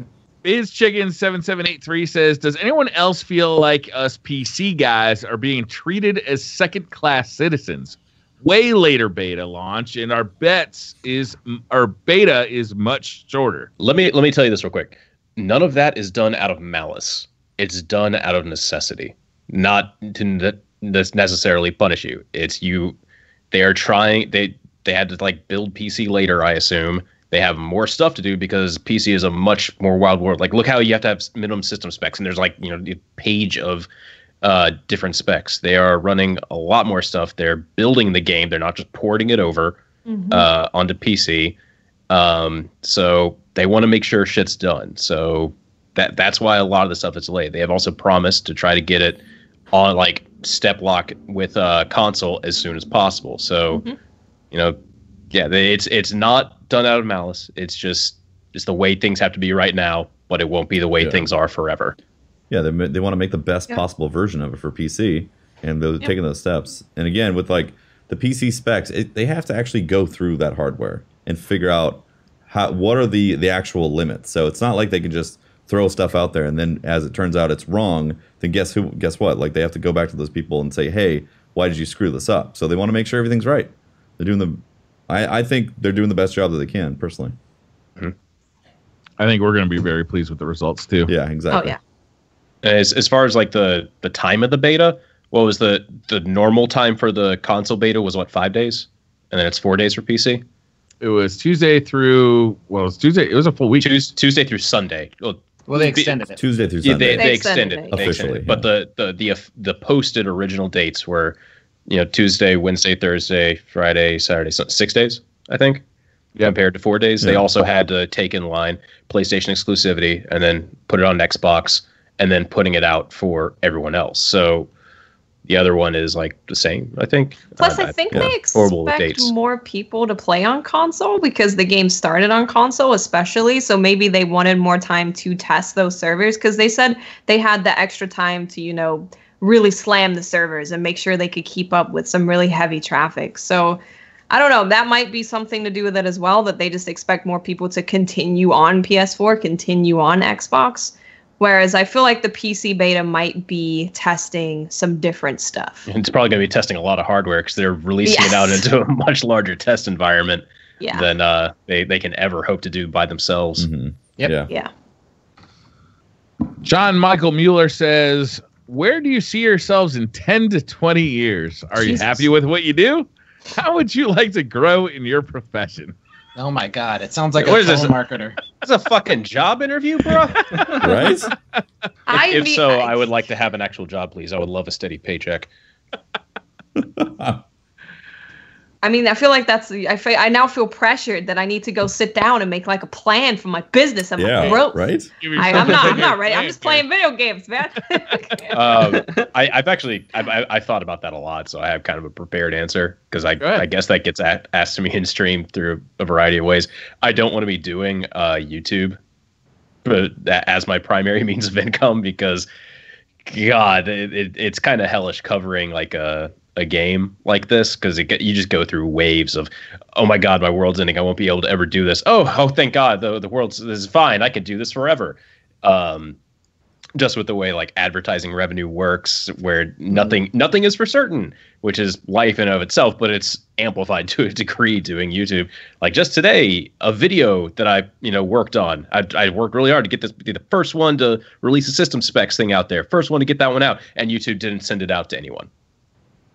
I'm pretty sure it still didn't go out. So it's like a half and half thing. It's like, oh yeah, you could work really hard, and then YouTube just says, nah, fuck you. Mm-hmm. But isn't that life in general? I mean, I'm in a job where it is. I mean, you're gonna get that crap no matter where you go. Oh and I think that as far as I'm concerned, I look at what you guys do as like, wouldn't that be amazing? And I wish I was doing that. So it is amazing. It is more work than it looks like it is on the outside, though. Absolutely. Like I basically wake up, I go downstairs, I get a cup of coffee, and I come up to the office and I start working. And there's many days where, like Thursdays in particular, I basically stay in this office all day, and I go to bed after DCP. I'm literally in this office all day.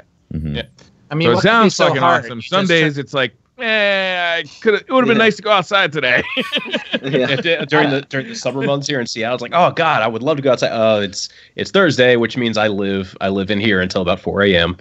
I didn't want that to turn into just a YouTube bitching thing, but I had to kind of illustrate. There's a lot to bitch about for YouTubers. Right there is, but I don't necessarily want to be doing YouTube. I'd like to move into the game industry. That was one of the primary reasons I moved out here to Seattle, so I could just be here where there's a ton of video game companies where I could just possibly work there at some point when I'm finally gonna cash in I'm done with this card. Mm-hmm. But Twitch streaming, that's fun as hell. Like you're just talking, it's like playing video games. So like keeping that as a hobby, that's kind of how I treat it now. I would love to keep doing Twitch streaming. Like that's something I'd love to always be able to have. I agree 100%. Yeah, that's you're gonna be. You can see yourself in 10 years. Video game without streaming it. Yeah. True. 10 years, 10, 15 years, you're streaming? I would love to still be streaming. I have connected with a community of amazing individuals through streaming in a way that I never got with YouTube. Mm-hmm. Yep. Yeah. And that community, it sort of feeds your desire to keep playing, keep streaming. So, I mean, don't get me wrong, some days it's tough to try and be entertaining, for 7 hours straight. I mean, it's easy just to kind of get into a funk, stare at your screen, play the game, realize 10 minutes later you haven't said a word right. It's. But at the same time, the community of guys and gals that we have over in our stream, they become like family. I mean, these are people that I hung out with at Guardian Con, in person for the first time, and it was like we had been best friends for a long time. I have people who send my kids gifts on their birthdays. People who know my kids' names. They know their middle names. Right there. We text each other, and this all came from Twitch streaming. So for me, it's highly relational, and there's another layer of that too. It's also me getting to interact with specifically, and this isn't all of my community, but specifically, I love interacting with adult working class men who are just, sometimes life can get overwhelming, and this is just a place where they can unwind, relax, and even DM me and say, this is what I've got going on in life right now. It's crazy, and I can talk with them about it.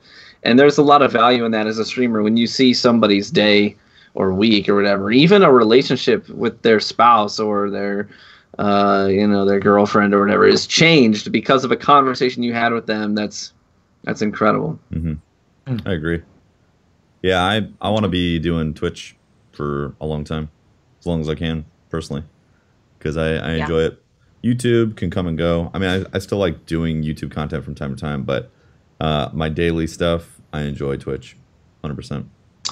You guys are really great at it too. It's fun. It's not like it just, you know, anybody can do it. You have to be entertaining. You have to be engaging, and to watch you guys stream is, you know, I can put it on and do my homework or do work that I got to do, and it's fun to be there, you know.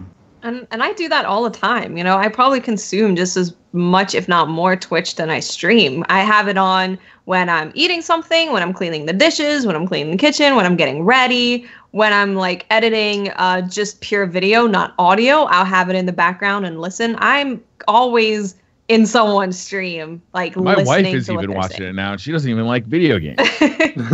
Yeah, because it's so much more than video games, all right? You discover this community, you find people that you like within that community, and it just opens up a whole new thing. You know, it's really special. I got to figure out some way of getting a stream beer, like a shower beer, you know, but a streaming shower, you know, something.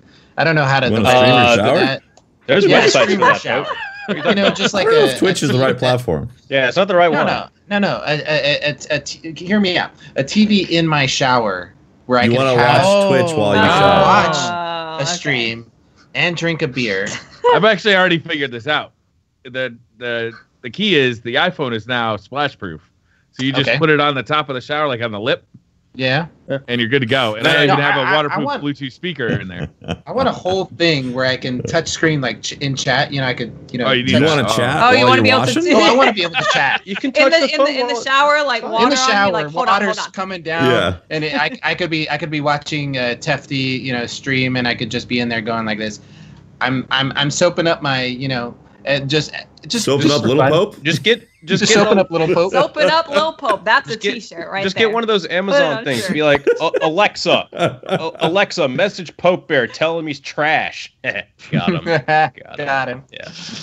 All right. I will say about YouTube is over the last 2 weeks, I've had an opportunity to make like some really fun and really stupid and really like creative videos, and then like I had this kind of like crisis where all of a sudden I was confronted with going back to just like doing those videos where I just talk about like what happened in the news for Destiny. I'm just like, I just don't want to do this anymore. Like, I don't want to just like regurgitate news on a YouTube channel anymore. So I'm pretty much just going to fucking stop doing that. Like, so FYI. that was the thing that happened to me. Hear from me for a while. Yeah. That was the thing that happened to me with like both, you know, I was doing stuff like that for playing Destiny and also my channel. I was like, you know, I just don't enjoy spitting out content like that. That's like, like if I'm not enjoying it, then other people are going to be like, you sound like you don't enjoy this, you know? Well, I still like doing YouTube. Like, I like the creative process about YouTube, and I like doing like the fun, like when I get creative on YouTube, I have a good time. Like when I do Sharded Keyboard, when I do the stupid revolver videos, like those were fun to create. Like, because they were ridiculous, and I just got like our imagination could just run wild. So yeah, I'm kind of like, I'm looking at YouTube hard right now because I much enjoy like opinion pieces. Yeah, right. That's same. Yeah, same. That's I why, enjoy like, opinion also. whenever some like news comes out, I much prefer to kind of wait a little bit, not just immediate be like, this is what's happening in Destiny. Oh my god! I much prefer to take my time and be like, okay, well, what do I feel about this? What's going to be the impact on Destiny 2 that we know so far? Like, for example, when we found out about survival, instead of just being like, this is survival, this is what it's all about, I talked about the fact that we know all of the Crucible modes now. We know all 5. You know, what does this mean for the future of Trials? And I much prefer approaching it in that way, and I've kind of discovered that through the beta coming out, that I much more prefer approaching it with an opinion piece where I get to inject, you know, what I think of my personality into it instead of just, this is survival, this is what it does. Like, comment, and subscribe. Yeah. It's become more acute, I think, with the IGN first stuff, because like we're literally, if you're doing this, like, and I have been, we're looking at a video and then we're making a video about a video. Like, well, why don't you just go watch the fucking first video? You know what I'm saying? It's like, why am I doing this? It's stupid. Anyway, I'll move on. Well, some people were confused in chat about the 5 modes that we know. In an article that Luke Smith was in a part of an interview, he talked about Clash, Control, and Supremacy being a part of the quick play playlist, and then we knew about Countdown, and now we know about Survival. So we do know all 5. So I just wanted to let people know about that. So no more Rift? Rift is, because it said that Destiny 2 is coming with 5 modes, and we know the 5. Oh, yeah, and 10 maps also, right? They said that. Yep. So we know 3 of the maps. Or no, 4 of the maps. 4 of the maps already, yeah. Yeah, 4 maps. That's actually kind of a lot of maps that we know about. Yeah, exactly, right? Stop showing me stuff, buddy. Weird. 4 exotics, 4 maps? God. I need to go black out. Because we know about the Borealis and Dubious Volley. Oh. Let's just name the 4 stages of Pope Bear 6 Shower. exotics, my bad. So many. That's the funniest comment I've That is amazing. Supremacy control clash location. And then the countdown. Oh my god. That's really good. That is funny. That is funny. Oh man. Absolutely Zero says, if someone still wants to get into Destiny but didn't play the beta, do you tell them to wait for Destiny 2 or still try out Destiny 1? At this point, we're so close. You might as well just wait till D2. You could finish Destiny 1 in a month. You can finish it in 8 hours. Okay, so I got my girlfriend a PS4 about last month as well, so she could start playing on there, and she just yesterday hit 400 light. So I wouldn't say that they can. So what you're telling us is you're dating a casual. Those are your words. Those are your words, and you can. Nope. Yep. Just stay away from that one, Holtzmann. She has been hounding me to play, and I'm just like, you play more than me now. Holy crap! That's the same way with memes. Nope. Memes plays more than I do at this point. I've been playing more with memes than I have with you lately. It's true, actually. She also actually likes to play PvP, and I'm like, I cannot stand Destiny 1's PvP. Then I need to play with memes. You absolutely, you should definitely. Yeah, she loves playing. Fun to play with. Yeah, she loves playing PvP. Yeah, I like PvP. I like Destiny 2's PvP. It's so fun. Destiny 1's PvP makes me want to vomit. Destiny 1's PvP has its issues. I'll give you that. Uh-huh. But I love Destiny. I love PvP in Destiny. I do. Yeah, it's great. Ross says, my friend is a Destiny noob. In the beta, he played 5 matches and got 20 kills and 0 supers. I'm assuming that's over the course of all 5 matches. Yeah. If they really want new people, changes must be made, right? I agree so hard because so many people were like, all right, you just want to slay people. You want to get 10 supers a game. I'm like, no. Let's also think about this for the people that aren't that great at PvP but want to enjoy PvP. They can go. They'll never get a super. Never gonna get it. Never gonna get it. Destiny's all about the space magic. And if they don't, I don't think so. Isn't that salt and pepper? And if you want new players to come in and experience PvP and get hooked, then you need to let them experience the space magic. Something has to change to spread out the supers, allow people. I don't think it's wrong to say that if you are just a normal player, you get your super once per game. If you're a little bit better, you get it twice. I don't see that that's too crazy. No, I said that for sure. This week I actually released a video on YouTube where I talked exactly about that. I said everybody deserves to have one super regardless of how well you perform during the match, because Destiny is defined in large part by those super abilities. Just think back to the I think all of us were at the D2 reveal event, right? Here. Mm-hmm. Think about every time the crowd went crazy. Zavala popping a super, Cade popping a super, Ikora Ray Nova bombing a Cabal ship, seeing Arcstrider pop a super for the first time, Captain America throwing a shield. Those are the moments everyone goes crazy. So, what do people love about Destiny? It's the space magic. It's the supers. And it's why people pick the class that they're choosing. I think maybe 1 out of, I'm spitballing it. 1 out of every 25 people actually thinks to themselves, what has the best neutral game? No, people don't do that. Everybody's like, I want to jump around with my pole. I want to throw a shield.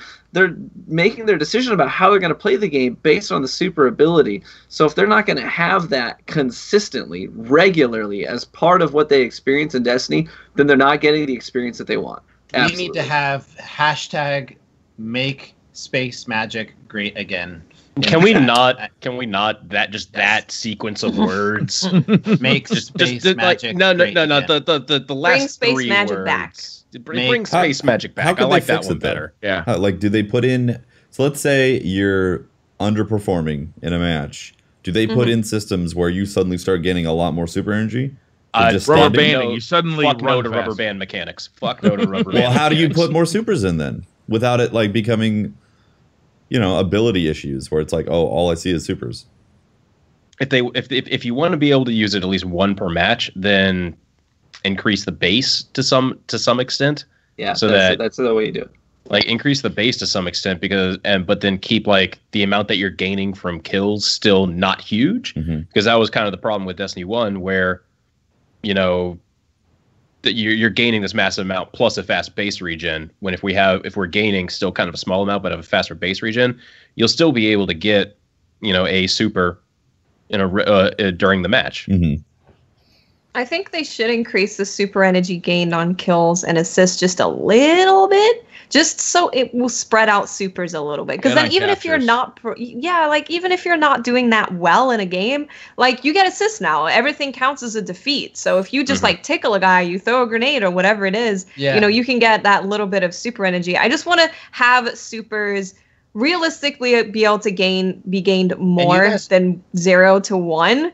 And also spread it out so it's not like, oh, hey, look, everyone's popping a super. Well, you guys are really also talking about PvP, but there is a really big problem that in PvE, absolutely, where when you're playing, I mean, you need to feel like we've talked about this a bunch of times. What makes Destiny is that you have an opportunity to feel like a badass and fire off your super and kill stuff and chain your supers, make orbs.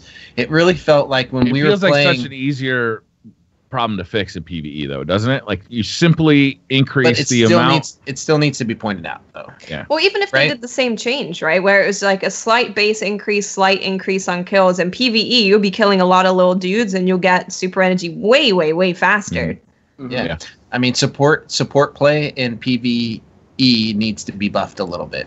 It just does. I mean, there's a way of supporting your the Hunter and the Titan used to create a lot of orbs in Destiny 1, your Tether and the Shield. So where are the support classes that are going to produce those support roles in Destiny 2? And I just didn't see them in the beta. Yeah. Lux Regalia says, survival is looking like an awesome game mode, but what's stopping that one guy from rushing in, dying 8 times, and screwing the whole team? Skill-based matchmaking, hopefully. The report feature. Friendship. Respect. I'm actually hoping that, because this is clearly going to be a competitive mode, right? Because it has limited lives. I'm hoping that in the competitive playlist, they take that kind of like griefing, leaving, all that stuff a little bit more seriously. Like when people get reported for that, and when people just leave matches, especially. So I'm kind of hoping that it cuts down on that, because you can't just have people leaving competitive matches because you don't ever get someone filled back in. Yep. So I'm hoping that just in general, it's a little more strict in the competitive playlist with all that stuff. Yeah. Doughboy says, do you expect there to be more to play during the PC beta, or will it be the same build with an updated sandbox? I would like Patrol at least. Doughboy, I think you're going to be disappointed. Yeah. It's not going to be more. I would hate for it to be more. There is no way in hell they're going to have Patrol, especially since they've already stated that we don't want to have Patrol because it revealed way too much in Destiny 1 beta. So, and can you imagine everyone who does not have a PC who pre-ordered to play the beta, and then you're taking away that? No, that would be the worst thing to do. No. It's most likely going to be slightly updated build from what we already have. Yeah. I could see them throwing in a couple of different weapons. I highly doubt that. I don't think so. I can see them doing it just to throw PC players a bone because they had to wait longer.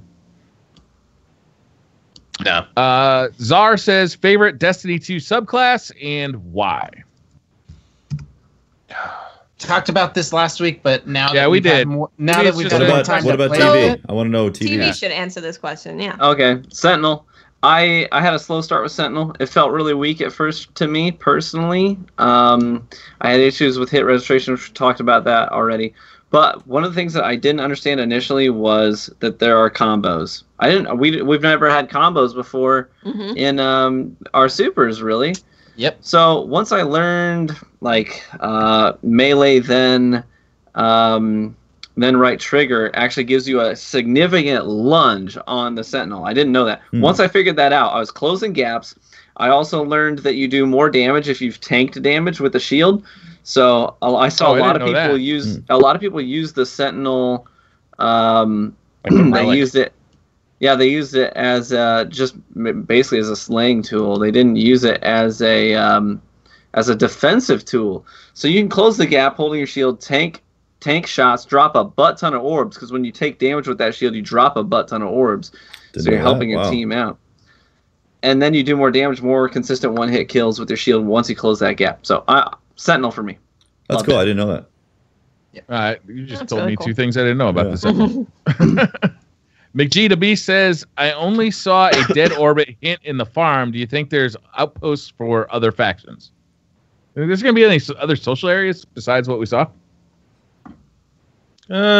Maybe like some areas in Patrol that are like more dedicated towards maybe. I don't know. That would be kind of cool. Didn't they say that we were going to actually discover NPCs out in the wild and get quests from them? Yeah, they did. Yeah, so maybe that's where New Monarchy and Future War Card are. They're on a mountain somewhere. We gotta go find them. I'm down with that. Definitely. Yeah. So why do you think Dead Orbit got the farm spot though? What did they do? Well, Deej. Yeah. It always comes down to Deej. Yeah. That's why Warlocks are the best. That's why everything Deej. Well, he's maining a Titan now, so. Oh, that's why Sentinel's the best. Yeah, he's good. So should we ask Briar? Should we ask Cosmos question? He just dropped it into chat. I didn't see it. Yeah. Why is Destiny 2 your most favoritist game? I don't like the dangerous precedent that this is setting. That we apparently only answer questions from chat if it's directed by a Bungie employee. It was a joke. Strike this down. It's been stricken. Too much content. Too many cutscenes. Too many cutscenes. Too much Speaking of which, they did drop some like numbers from cutscenes from the Comic-Con. Yeah. Right? Oh, I didn't even see that. I didn't even see that presentation. It was over 52? 50. Yeah, it's like over 50. Yeah, over 50 cutscenes that are going to be in Destiny 2 Vanilla. Over 50. If you look at all of Destiny 1's vanilla and all the expansions, it's DLC. Less than 50. It's like 40 something, right? Huh. Yeah, that's impressive. It's very impressive.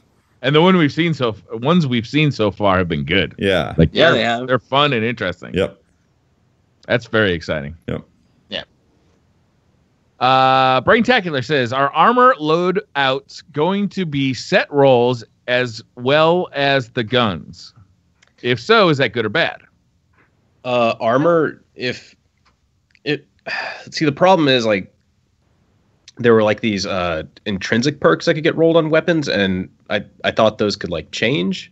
I don't know. Are you sure about that though? I don't know. Going around, but I don't know. That was a rumor going around. I don't remember hearing that from anyone. And then all the armor was dropping with the same stuff. We just don't know right now. It hasn't been confirmed. Yeah. I got a feeling about the intrinsic perks that you'll be able to somehow take an intrinsic perk and put it on a different gun, by infusing. But I mean, we don't know. There's a weird thing with the infusion tablet where it had a ton of squares. So I'm like, well, why does it need all those squares if you're going to be like infusing a weapon into it? Right. Would that not raise its level, or would that cause some of the perks to go in there? So yeah, it's interesting to. It is. We've got a lot to learn about weapons and how they work. Yeah. As far as armor goes, go ahead. No, I was hoping that if we can get there's two things. If we have armor stats locked, which I don't think is a bad thing, they're better. There's got to be a ton of it though. Mm-hmm. You know what I mean? And mods. Yeah. I want mods for armor. And those modifications. I was really concerned that the modifications would just be the look or the appearance of them. But then we started seeing some mods that looked like they were affecting the weapons. We didn't see any that were affecting the armor. So I think if we have fixed rolls with mods, we're going to be fine. I do also. There is something attractive to me about collecting a certain set of armor, and that armor, I don't have to go and like grind Trials of Osiris for weeks and months to get a good roll on my hunter boots. Right? There is something attractive to me about getting the hunter boots from Trials of Osiris. I just don't want it to come like super easy. Agreed. Like I want there to be enough loot and enough special and cool loot that there's still reason for me to go out and play, but I don't want to be just grinding the same activity to get the perfect roll on the hunter boots. Yeah. Right. Think about this though. Imagine if you had those kiosks like we saw on the farm that were Omelon, and it wasn't Omelon. It was a symbol of the tower. All right, so let's just say that they were weapon kiosks where you can get those fixed weapon. So you have a weapon. What if we also had our collections? That way, the tower space wouldn't be an issue. Say we had like that's awesome. What I'm saying. If every piece of armor is exactly the same, right, and you never once have to worry about it, right, you can go back and grab it. Yeah, and the only thing that's really valuable, like Watts is saying, is the modifications. And what if you could identify somebody's stats in the Crucible by the armor they're wearing? Like right, that they got full resistance, or that they went for a full mobility build because they're wearing the armor that reflects that. Yeah, interesting. Yeah, as opposed to in the beta where every fucking Guardian dressed exactly the same. One guy would pop up, I'd get him down to half health, I'd go shooting around the corner, and he'd be right there. I'd put a couple more pulse rifle shots into him. Oh wait, it was a different guy. I'm dead. Yeah.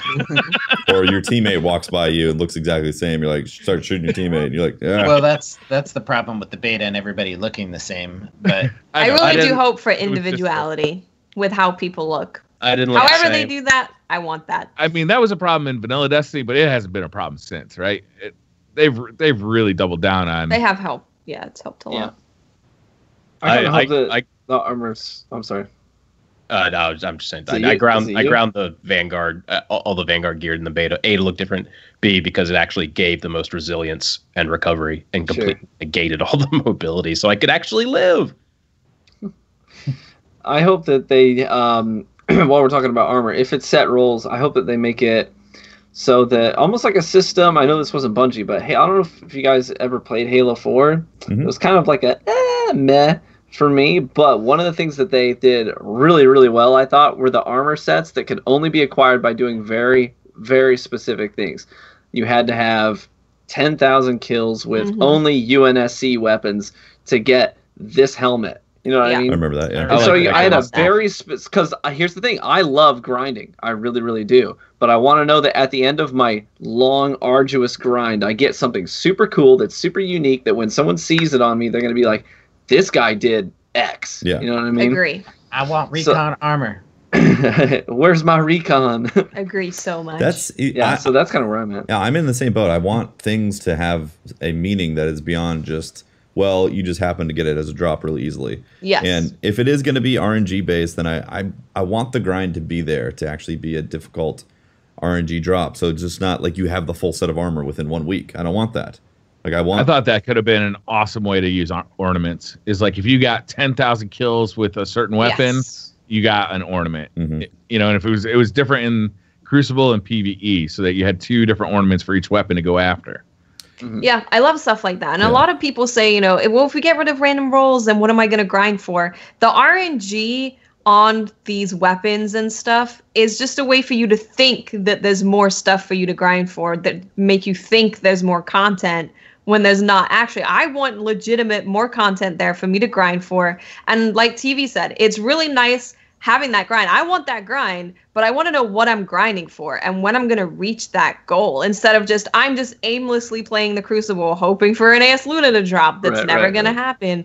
I want to know that AS Luna, at the end of this thing, I get said thing. Doesn't mean it has to be easy. You can make it super grindy. You can make it X amount of kills in the Crucible and make it hard to get that thing.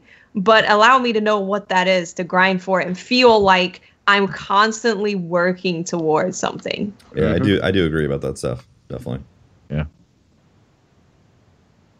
Martin Jimenez says, what do you think the lifespan of Destiny 1 servers will be? I say a year after Destiny 2 drops, since the community will be depleted to under 10K monthly. I mean, Halo 2 didn't turn off for like 10 years. Yeah, I'd be surprised. Yeah, I'd be really surprised if it was shut off after I don't think it's an issue because the more that the population drops, the less server space is needed, and they can consolidate it. It's not as costly. Yep. Yeah. I like if we move into a future with like Destiny 2, Destiny 3, Destiny 4, like I think it'd be silly to shut down Destiny if you're still producing Destiny. You know what I mean? Like, as long as there's Destiny 3 coming out, or even if they stop doing sequels and they just kind of like go to this like, you know, kind of like just DLC and expansion mode, like as long as there's people playing Destiny, there's always going to be interest in going back and playing Destiny vanilla or original Destiny, right? There's always going to be interest in that. It'd be silly to turn that off until Destiny as a brand is done. Unichronic says, would Destiny benefit from major villains who don't die but return with new plans in future content, like Wile E. Coyote? I think he means. I'm more used to World of Warcraft, as many of you know, and that was kind of what happened. No way. That was basically what happened in WoW, where a new expansion would come out, and then you'd kind of know who the big bad guy is. And we thought it's like, oh, so this guy's going to be the bad guy that we have to go face. And we didn't face him for like the equivalent of 2 DLCs, where at least that amount of time would pass, where a raid would drop and then another raid, and then the final raid would come out. And then that's where you get to, you've been progressing up to kill him. So, it could be like that in Destiny 2, where, Gaul is here, boom, we go in, but turns out the first raid isn't even related to him. We have to go do this other thing before we can even think about going after Gaul and his guys. So then the next DLC drops, and we get, some other thing that we can, further progress ourselves towards that. And then the final DLC would come out. Then we finally get to go confront Gaul. And so we've had this amount of time to really build up, how the big bad villain. It's not just going to be like, oh, there's Oryx. All right. I mean, they did Oryx right, but it still felt like it was so sudden, especially since that first raid dropped, first week of the game. So, week in the game, we've already killed the big bad guy. That's true. If you give the player base, 6 months to, try to build a relationship with this guy, they're going to really hate him. And that final victory, when you kill him, is going to feel that much more satisfying. Right. How would you feel if we spent all of year 1 of Destiny 2, like, wanting to kill Gaul? And then, like, at the last DLC was when we actually do a raid to kill him. I think that'd be actually awesome. I love this idea. Yeah. I think that's really great. Instead of Shaxx being like, "Oh, you killed Oryx for 3 years." I think the build up. I think the build up. We just get introduced to badass bosses that are that lead us up to him. Yeah, that'd be cool. Or side stories along the way that, or just see. Or he runs away. Maybe the first raid is he retreats. Like Omnigul. I think you face him early and then he runs away. The only thing that would bug me about that is if we get locked into this, we're always fighting the Cabal phase in year 1. Because I really like enemy variety. The Taken in year 2? Exactly. Like I've had so much Hive in Destiny 1 that I'm like done with it. I don't want to see Hive raids for a while.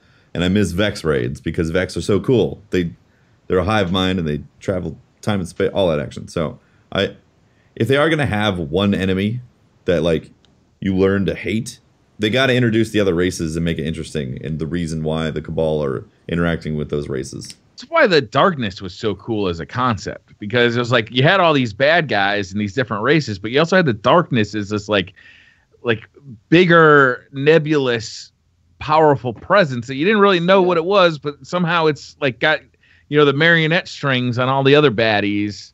It was disappointing. That's why I think it was disappointing to see them kind of like abandon the darkness as a concept. Right. Yeah, I agree. It's just this overwhelming thing. It's where does the Traveler come from, and who's his counterpart? It's like it's the just classic, gender assume the Traveler. It's the classic like God versus the devil, and the forces of good and evil fighting each other. Well, he is a big ball, isn't he? It is a big ball. You know, Mother Could he Earth. also be a big boob? Mother Earth, You don't Father know. Sky. Okay. I guess I wasn't thinking clearly, obviously. My bad. Twisted Fate says, do you think that we will rebuild and reoccupy the tower in the future of Destiny? That thing looked pretty. Yeah, we'd have to really rebuild it. Oh yeah. It's dead. It's gone. It's rubble. Might be a DLC. Rebuilding Can it. it be just a DLC building simulator thing where it's not even like Destiny, it's just a building game where Like Fallout 4. They building simulation? introduce Forge World for Destiny, in that we get to rebuild the tower for ourselves. There you go. Dope. Make it a mobile game, as well. Sure. You can No. like build your tower back on your mobile game. And then it's a tower defense. That's what I thing. need. A mobile Destiny Dude. game. That's just what I need. That's Fortnite going to is solve great. all my problems. I'll How- take Fortnite inside the tower to rebuild that thing. So let me toss this idea by you guys. You guys like the idea of, the boss going across a couple DLCs. What if there was like the new social base wouldn't be unlocked for the most part until the community like had to do an in-game activity for a certain amount of time, similar to like, Outbreak Prime, how the community had to come together I don't to know about solve this that. one. This one sounds a little weird. Well, okay. But Like we're going to have to grind to get the tower back? not grind to get the tower back, If but you the make me community's do gonna have to fetch rebuild quests it. to get the tower back. Couldn't it be that would something very simple upset. like the community at large kills X amount of Cabal and then you're able to go and build the tower? And I'd want to feel that you're working towards something, not like just watching a bar fill up. I guess for the most part, Yeah. like the reason I say this is that's happened a couple times in WoW, where there was each server had to work towards something. Like it was already there, but to get to this point, the server had to do this many quests to help resupply this certain area for them to get new vendors to come in, which would then unlock a bunch of new weapons and armor that everyone could then go in and buy, and it would help make everyone else go up higher in That'd be cool. item level to then do the new Whether activity. or not I like that idea totally depends on how they implement it. Oh, of course. Yeah. I like the base idea though, Yeah. that we're all working towards something. Yeah. I think it'd be awesome to log in and see like, oh, we're 75% through as a community, unlocking this next quest set in the world. That would be cool. But just like Briar said, if the execution's awful, then I'm gonna hate it. Oh yeah, it can't be to the point where it feels like Bungie is. Oh, we have this content now. You guys have to unlock it yourselves. Fuck you. It can't feel like they're just strangling us. But it absolutely can feel like we're working towards something. Yeah. At the same time, make you care about it. Tony Stone says, question for anyone. Do we know if we will all get the Coldheart exotic trace rifle if we have already pre-ordered? Yes. Yes. Bipolar Bloodlust says, Destiny 1 gunplay is compelling. Destiny 2 beta was not. How significant is this since Destiny 2 appears to be all about gunplay? Memorable moments were scarce. I think that's kind of something that we've talked about in terms of memorable moments. At least that I think that comes more down to supers than anything, and maybe power ammo, not so much just base gunplay. For me, at least, I can say that the more I played the beta, the more I enjoyed Destiny 2's gunplay in general. Like, to begin with, I was like, this feels like weird. The hit detection feels weird, feels clunky, feels slow, feels like I'm missing randomly. But then as I played more, it felt like I was getting better. I was learning to understand it a lot more. I was learning to know when I have to disengage, when I can engage. I kind of learned everything from scratch almost. It's like playing Destiny 1 didn't help me in Destiny 2 at all. So I don't know if it's just a time thing where you can kind of play it more and learn to like it. Because when I went back to Destiny 1, I was like, okay, I prefer Destiny 2 gunplay. Same. But so I know the moments, the oh my god moments. I think that would improve if they gave us more accessibility to supers during a match.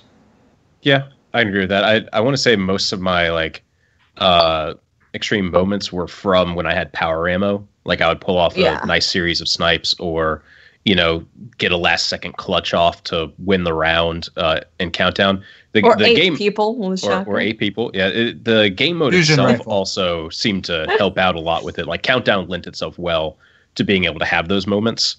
Like once I got used to the gunplay, that last day that you and I were playing Watts, I had multiple moments where I was like, oh, this feels really good. I'm able to make some really cool plays, and not all of it was from gunplay. Some of it was ability usage, power ammo usage, proper super usage, just like enjoying the perfect, flick of your thumb to kill 2 people rapidly with a supers. Like supers and abilities were definitely clicking with me more toward the end of the beta. Like everything felt foreign at the beginning, but toward the end, like I was getting pretty comfortable with some of this stuff. And even though like grenades weren't one-shot kills, I was still getting kills with them because I knew where to use them and how to use them to maximize their effectiveness. Like it was definitely, it was a learning experience, and we only had a very short time. Yeah. But there's a couple of lightning grenades that I put on B that got like multi kills, because those things were no joke. Yeah. Cooking vortex grenades on B. Like people thought they could stay behind a shield, and I was like, that nade is cooked. It's bigger and lasts longer. If anything, you're asking me to throw a grenade over there with that shield. Yeah, exactly. That was a really cool. I thought in general, I had the most fun in terms of neutral game on Voidwalker. Yeah, same. Because Blink and the nade cooking, and of course Warlock and melee range, all just felt so good in the neutral game of Destiny 2. Yep. Agreed. Plus the rift too to get health. That thing Blink feels really nice. It does. I could go for a little Titan pulse grenade. That was stupid. That was the best grenade in the game, for sure. That thing was no joke. Yeah. Oh yeah. Blah blah blah blah blah. Yeah, And the new audio cue for it made it sound dangerous too. Yeah.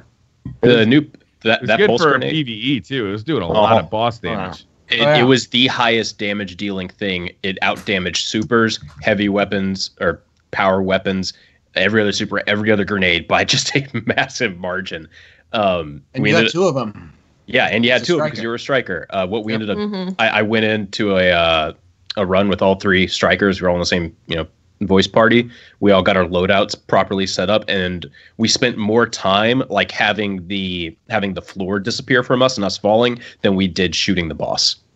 We were all like using sweet business behind barricades for the round 1, and like he just melted. Sweet business, so much so fun. good. I love sweet business. Yeah. Are you saying the Titan class was better? No, Titan than the class Hunter was. class? Oh yeah, no, at PvE, absolutely. When you have a pulse grenade that everyone throws on the boss when it stands in one place, and you watch his health bar just go, "Ew," boom, next phase. Like it took maybe 3 seconds of the pulses sitting there pulsing for the boss to transition to the final phase, which we then just used our heavy on. Yeah.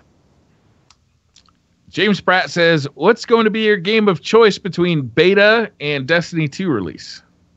Destiny 2 beta on PC. I have a few that I want to. There's a backlog. There's a backlog, right? Because we felt like we had this huge gap between Destiny 1 and the D2 beta, and then Destiny 2. But then they started bringing out news, and we're covering that, and then we want to talk about that. We want to stream Destiny to talk about that. So there wasn't actually as much time as I thought we would have. So there's a lot of games right now, though. There's a lot of games that I want to finish and that I want to begin. So. I personally have a lot that I want to get around to. Walking Dead is one that I want to finish because I love that game. It is amazing, and I've been wanting to for so long. But yeah, there's a lot that I want to try out. Vanguard, sure. Yeah, so I'm playing a lot of PUBG right now. I really enjoy PUBG. It has plenty of hiccups, but the game is highly addicting. Fortnite is kind of fun right now. It's got a bit of an addictive feel to it. And then also one retro. It's funny to call it retro, I guess. But one game that's already been released that I may revisit is they're bringing some dedicated servers into For Honor, and that was really liked. I really liked For Honor, so that's going to be a big thing. I think I'm going to hop back into some of that because I loved that game. I was so shocked by that news. Yeah, They're reworking that game for dedicated servers. That is a cool fucking game too. It is. Yeah. It was It's a really cool concept. Very cool. Do you think it's going to be able to actually pull it out from where it is? Because, man, that game just, it fell and then kept on falling and then fell further. I think dedicated servers is not the thing that's going to pull it out. That game needs proper support. It's not supported well. And the community, the developer community relationship coming from the Destiny community, looking at that one, it's just not there. There's very, very limited interaction. So I think it just needs to be better supported by the developer. But I think that is at least, dedicated servers is at least going to give me a little more mileage out of it. Sure. Is that a Ubisoft game? It is. Yeah. I don't think I've had a good example of their community management for any of their games. It feels like they put it out there and I don't know. Isn't Rainbow Six Siege? Is Siege a good example? Siege is, I don't know. That's probably the best example I can think of. Right now, because that's the game that they're actually trying to like go with esports. You know, they're like hiring esports people right now and stuff. Yeah, I mean, it's a Division. The Division as well. Yeah. That was a time that I was like, okay, it's got some actually community management going on. It's like I can actually name the community manager if I wasn't blinking right now. So you can't name the community manager. Well done. So I can't name the community manager. Damn it. I don't know. It's interesting. Mode. Like, what are you playing, Tefty? Fortnite also. Fortnite's really fun. Yep. It's got a pretty deep progression. There's like 8 pages of skill trees. It's insane.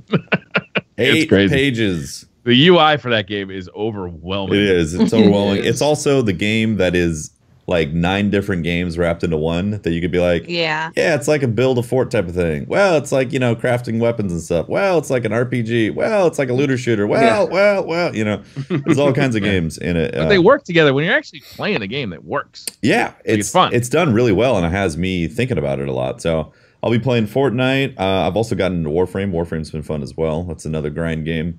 I do enjoy the grind. Also, it's really fun to play that in mouse and keyboard because you can just fly through the levels so quickly. Makes some people nauseous, so can't recommend for everyone. But if you don't get nauseous, it's a lot of fun. Maybe, I don't know. I heard about this game, Witcher 3. I don't know. Probably won't play that, though. Definitely won't be playing that. But I've thought about it. I still got to play the last DLC of that. Oh, that's right. Patrick, you were excited for Pyre, right? Yeah, I got to play it for about slightly over an hour last night. I was so tired.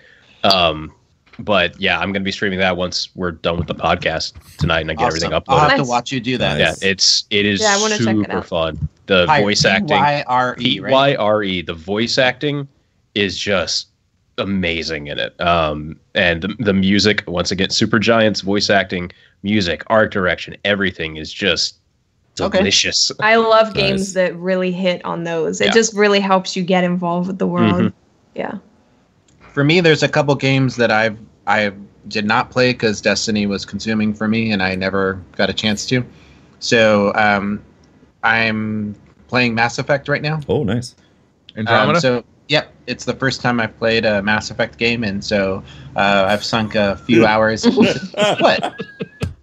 I looked at Brian and I had the same exact emotion, be like, ooh. Is that bad? Should I have played the other ones first? It can only get better from here, is what we're saying. I that's think a great way to look at it. Is one of the best games ever made. Like, it's Mass up Effect 2? there. Top echelon. Mass Effect 2 is amazing. Yeah. Mass Effect Andromeda, I haven't played it yet. I do plan on playing it, but from what I understand, it's not even on the same level. The story development just isn't there, So the problem with the Mass Effect series, though, is that Mass Effect 1 is an old game, and it doesn't feels like an old game. Yeah, it feels like an old game if you go back to Mass Effect 1. So if you play the trilogy, you have to be okay with the fact that you're playing an old engine in Mass Effect 1, and then Mass Effect 2 is better, but Mass Effect 3 is a lot better in terms of engine technology. But as a trilogy, it's amazing. And then Mass Effect Andromeda has problems. It's not a bad game, but it's not like the trilogy. I'm not saying it's been great. It's entertaining so far. It's I'm having a little problem with like taking the people seriously and the little cutscenes. Yeah, they're kind of like staring off into space when they're like they should be looking over here and they're like looking over here. It's too bad you don't get to see Pain Face when she was like legit Pain Face. God. that was great. God. Addison was just like in excruciating pain whenever delivering like the most mundane dialogue.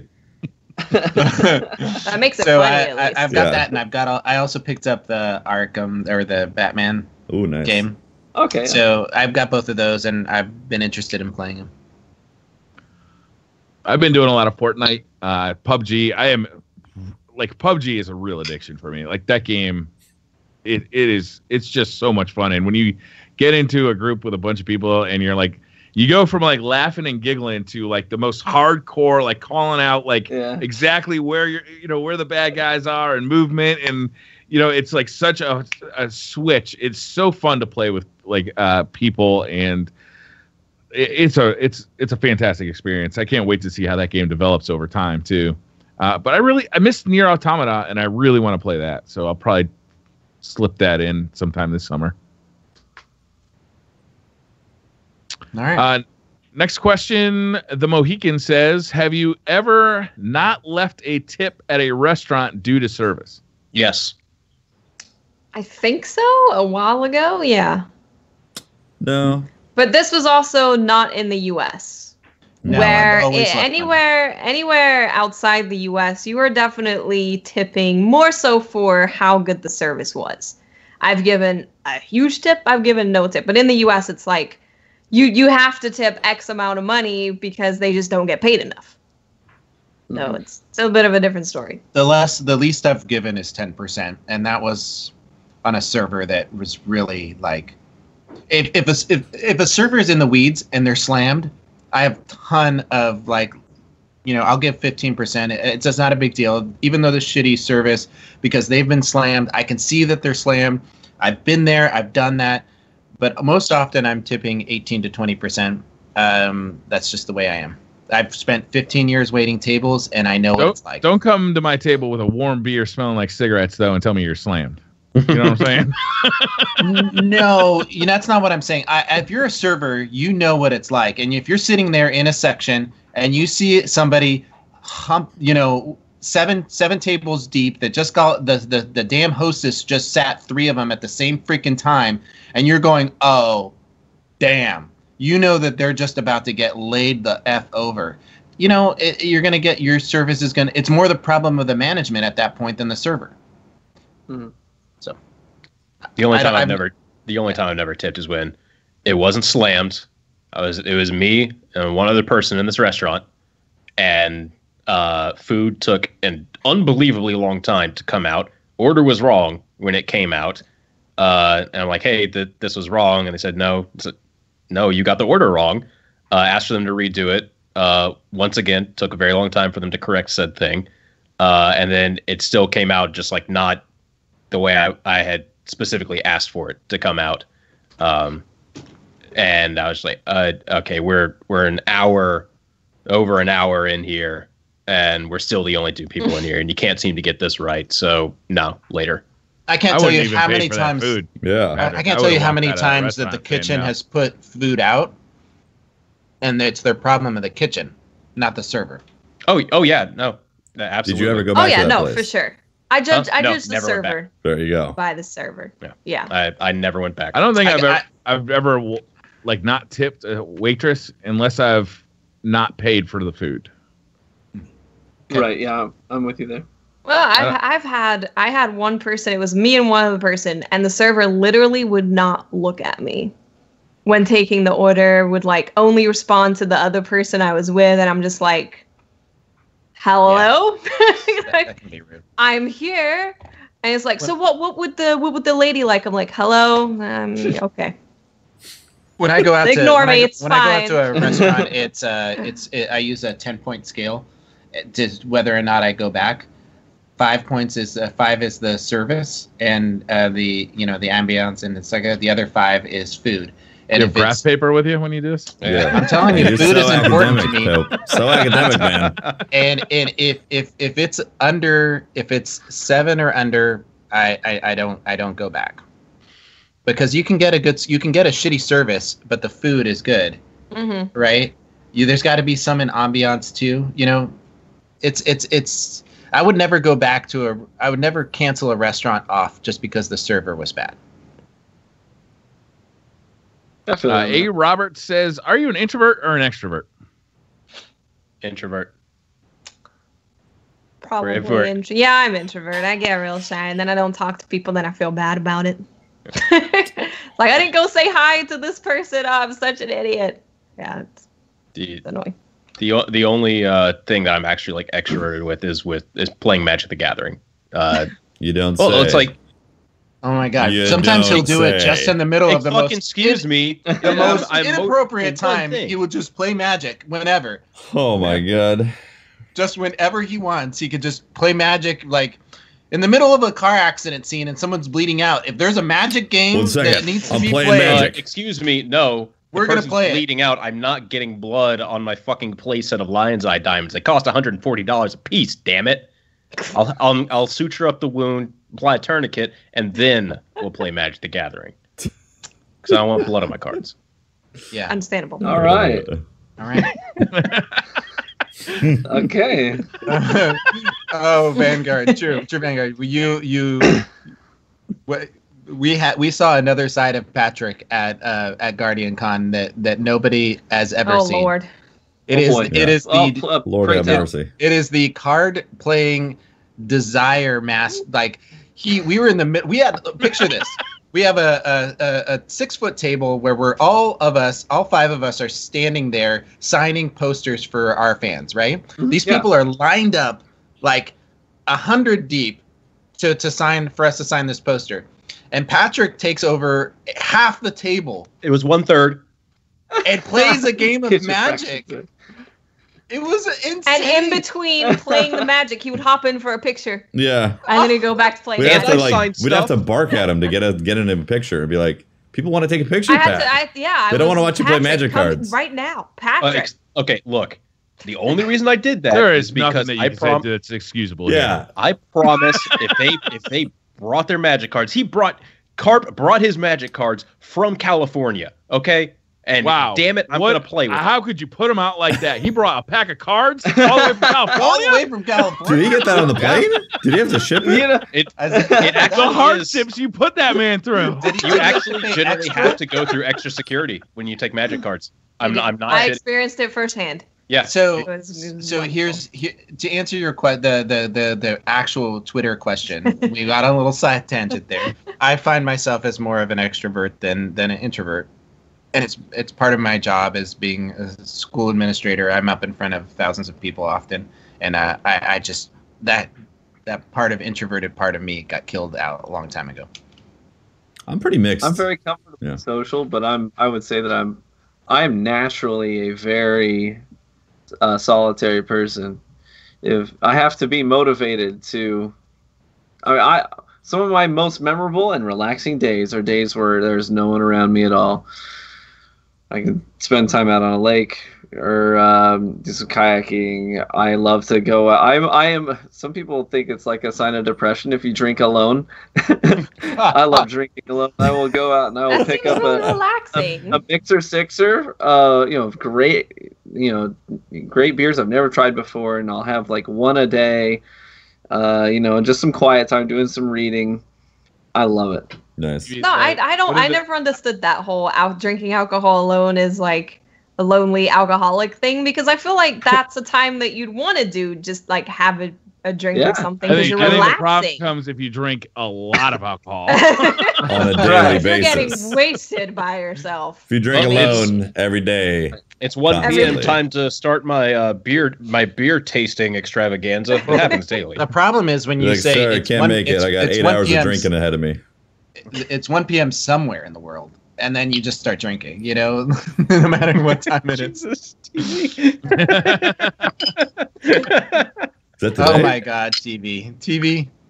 This is where I do. I just I have a recycle bin upstairs, and then once I get up to 12 bottles here, I take them up. Don't worry about it. Understandable. That's completely fine. He has a system worked out. Yeah. I feel like I flip flop like between introvert and extrovert like constantly, even in the same day. Like the day of my wedding, I started off the day going out for breakfast by myself because it was the first day. Like I had moved in with my family and like was adjusting to life as a father-in-law or stepfather. Sorry, like so it was a huge change in my life, and it was the first time in about 2 years where I was able to just go to a restaurant and have breakfast by myself. And I sat there and I read the paper. And it was like, but by the end of the day, I'm like dancing and having a great time, and I'm sloppy drunk and having a, like at my wedding, right? So it's like two extremes in the same day, but I love them both equally, True. There was something else that happened that was good that day too, but I can't remember what it was.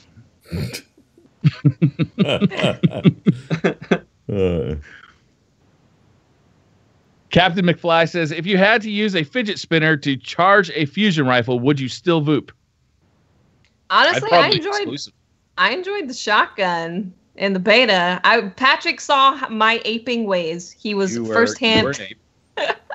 Yes. That doesn't answer the question, Watts. Well, if you Labs forced me to use a fidget spinner at Guardian Con, so there you go.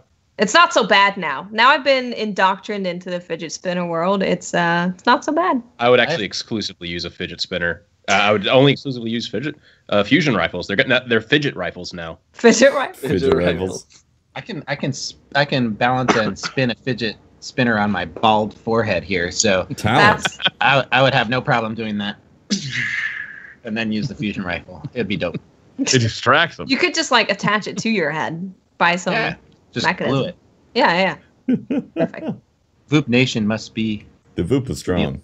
If you had a fidget spinner on a gun, would the gyroscopic properties of that actually cause it to be more stable and thus more accurate?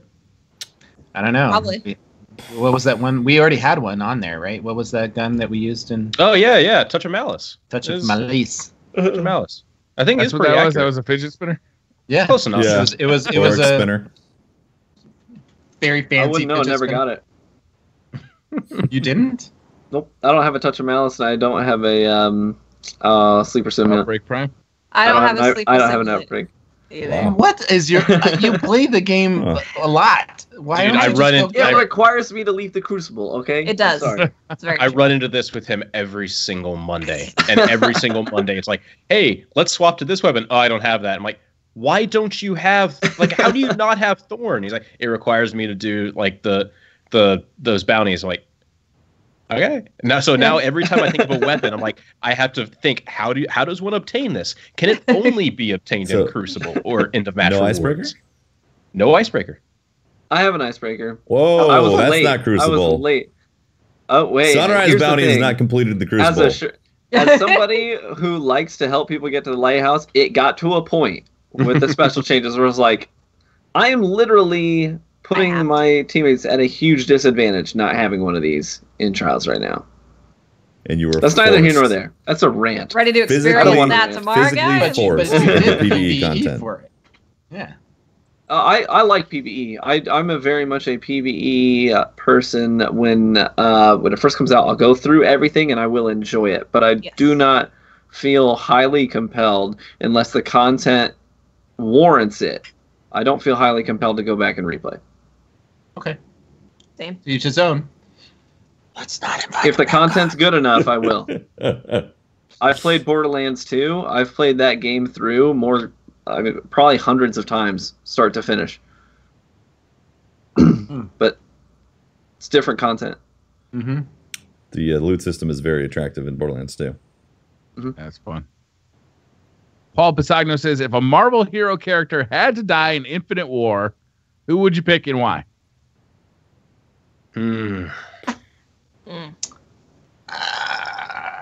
I would probably pick,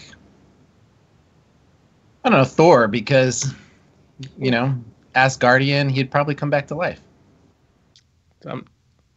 That's not really killing off a character. All right, fine. I don't That's want like any of them saying to you're going die. to delete your icebreaker and get it back from the Just kiosk. buying a new one. Briar. I'd pick Captain America because I find him boring. And I would very much like to see a character die in there in that series of movies, because right now there are no emotional stakes whatsoever. Everybody comes out of every engagement fine. Even, the bad guys even, like Loki's been the bad guy for fucking 15 years. He's died like in every single movie that he's been in somehow. There are no risks. He's a good guy. So they need to start killing people off just to create some emotional weight to those movies. Honestly, don't know who I'd kill off. Like, that's tough. I honestly don't know either. Yeah. I'm gonna take the Hawkeye, Black Widow. Hawkeye and Black Widow, just because like they're normal human beings. They're just gonna get wrecked. They have no special properties. So is Tony Stark. Yeah, but he's in an iron suit. You can plot armor that a little bit. Yeah, but he could still die from. Thanos is gonna smack around Tony Stark like he's a. Oh yeah, no. My idea is. Okay, Marvel, if you're listening, you kill off everyone except Spider-Man, because Spider-Man's the most recent one, and you've already done a reboot of him. So then you kill off everyone, and now you can reboot all of them and just start the cycle anew.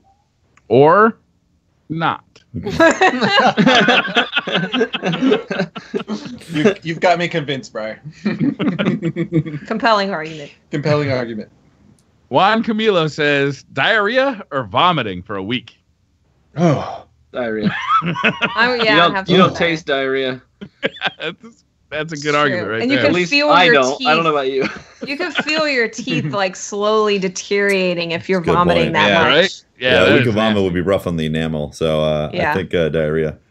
Yeah. I feel like day 3 too is like eventually the DS would make its way to the bathroom. Maybe the PSP. Plus, you can wear a diaper. I mean, give me a pack of baby wipes and I'm good. You can also eat while you are diarrheaing. So no, you know. can't. Yeah, you can. After a week, you'd be so used to it. Have you had you'd be a Montezuma's fast- Revenge before? You mic. just basically sit in the shower and it just runs out of your, I mean, and look, you stream from the I waist only up eat anyway. quality tacos, Pope, so I've never had it. You stream from the waist up anyway, so I could just keep streaming. That's Dude, true. just We move can the do setup what in we there. do. Just throw the depends. You on leave it. a Yeah. faucet running. What's that sound I hear? imagine Personal you business. get somebody who has their stream set up in the bathroom and then they're just sitting there on the toilet. That'd actually be hilarious.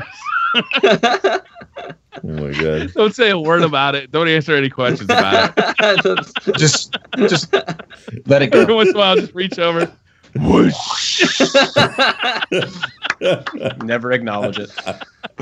Look, you know what? That's the hardest thing about being a streamer is you're sitting there and you're like, if you feel guilty to go to the bathroom, solved it right there. Nailed it. Just cut a hole in the chair like everyone else does, and Yeah. it's fine. Just keep Like a everyone bucket else. underneath there. All right, last question of the night. Ramos Network says, if you're home alone and you hear a fart, do you laugh or do you get scared? Alexa, did you just fart? Whoever smelled it, dealt it. And I'm not happy about card game. She had an answer for that. Wow. I don't know if you guys could hear that. Dealt it. Yeah. Yeah. The question God, is I don't saying know. that the fart didn't come from you. Yeah. Oh, that makes more sense. Well, then I I'd have think- to go around to my cats, smelling them, finding out if first. You breaking Yeah, Let's wind? make sure it's not the cats. That's not very uncommon. I mean, I have a beagle that drops a fart that will clear a room, man. I don't know. Gotta change So that I don't diet, think man. I'd get scared. I think I in don't this know. rare instance, laughter isn't going to be the first reaction from hearing a fart. That's Yeah. true. You wouldn't laugh. You What the- definitely wouldn't laugh. You'd be like, maybe not scared immediately, See- but definitely not laughing. I live in an apartment you might complex. give it a quick chuckle before you realize, wait a minute, there's nobody here. Ghost farts. Yeah, Apparitions. Oh man, dog farts are seriously the worst ever. they are smelly.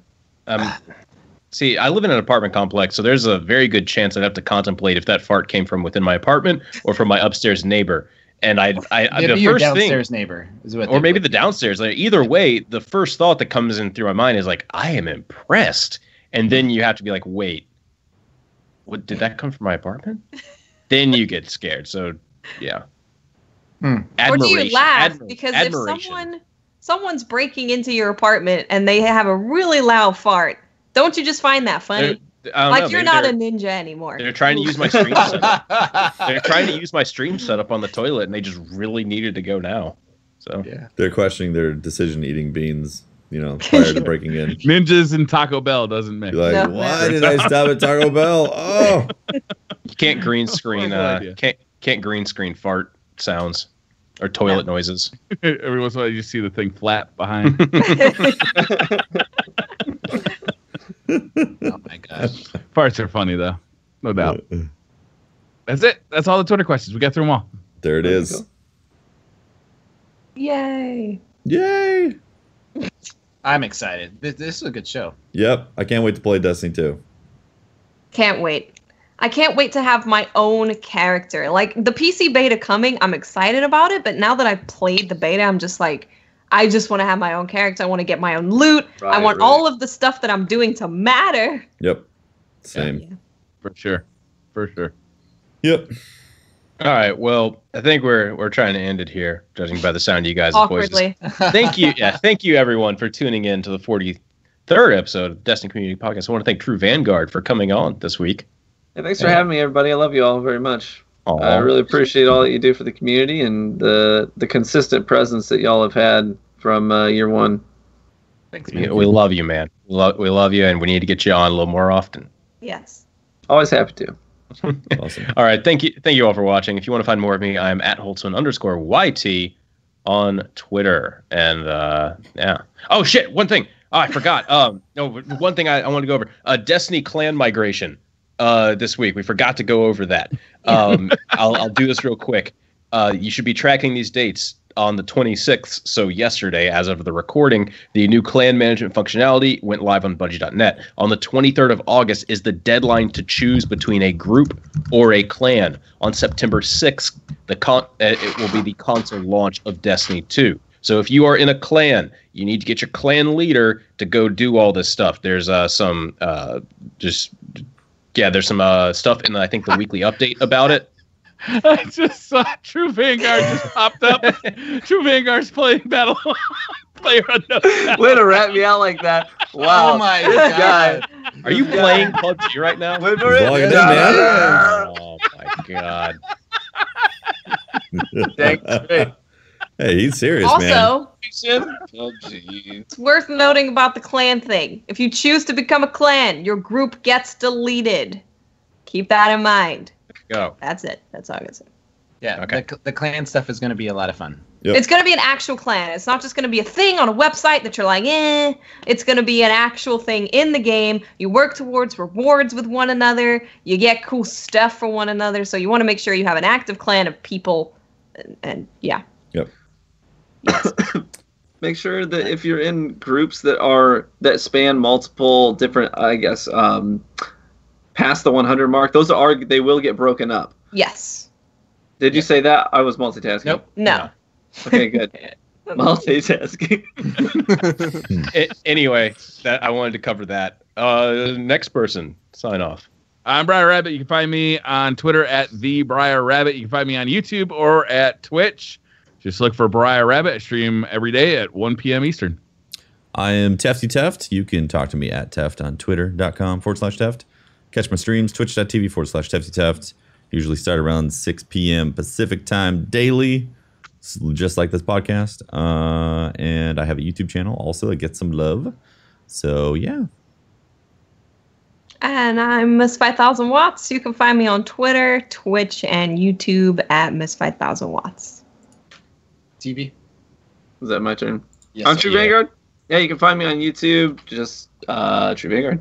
You can find me on Twitter and Twitch at TheTrueVanguard. Yeah. Cool. The And D is this important. And this has been Pope Bear. You can obviously find me on Twitter at Pope Bear or lurking in these guys' channels. Make sure that you catch us next week. We have M-Tashed on the show. And yeah, another Love that Reservoir. guy. Yeah. We've got a lot of great stuff planned for the release of Destiny 2. So make sure to follow us on Twitter at DestinyComPod and set those notifications on. We only use it for notifying you of any cool stuff that's happening in the Destiny universe. Make sure to also follow. From that link, you'll find access to our graphic designer, our illustrator, Ash. Her Twitter is located there as well. Make sure to give her some love. Yes. And that's it. All right. Thanks, everyone, for watching. We'll see you next week. Bye. Bye. Bye. Make sure to click on that like and thing down there. And Like, comment, and subscribe. No, on everywhere. iTunes. Hobby. iTunes. Make sure leave a iTunes comment. review. Give us likes everywhere. Like everything. Every time you see a begging DCP for thing, it. you click the like button. Before you listen, you click the like Look, button. you're about ready to close the podcast. Go ahead. Just reach down there. Hit the button. Nick, if you down can there go and ahead and touch the button. cut off Pope at some point during that would be great. Just Touch touch the button. Rub the You button. know you want to. Just rub All right, it. I'm stopping Rub the recording. button. I'm stopping my recording too. Bye. I got some subs to read out. What was that? 43.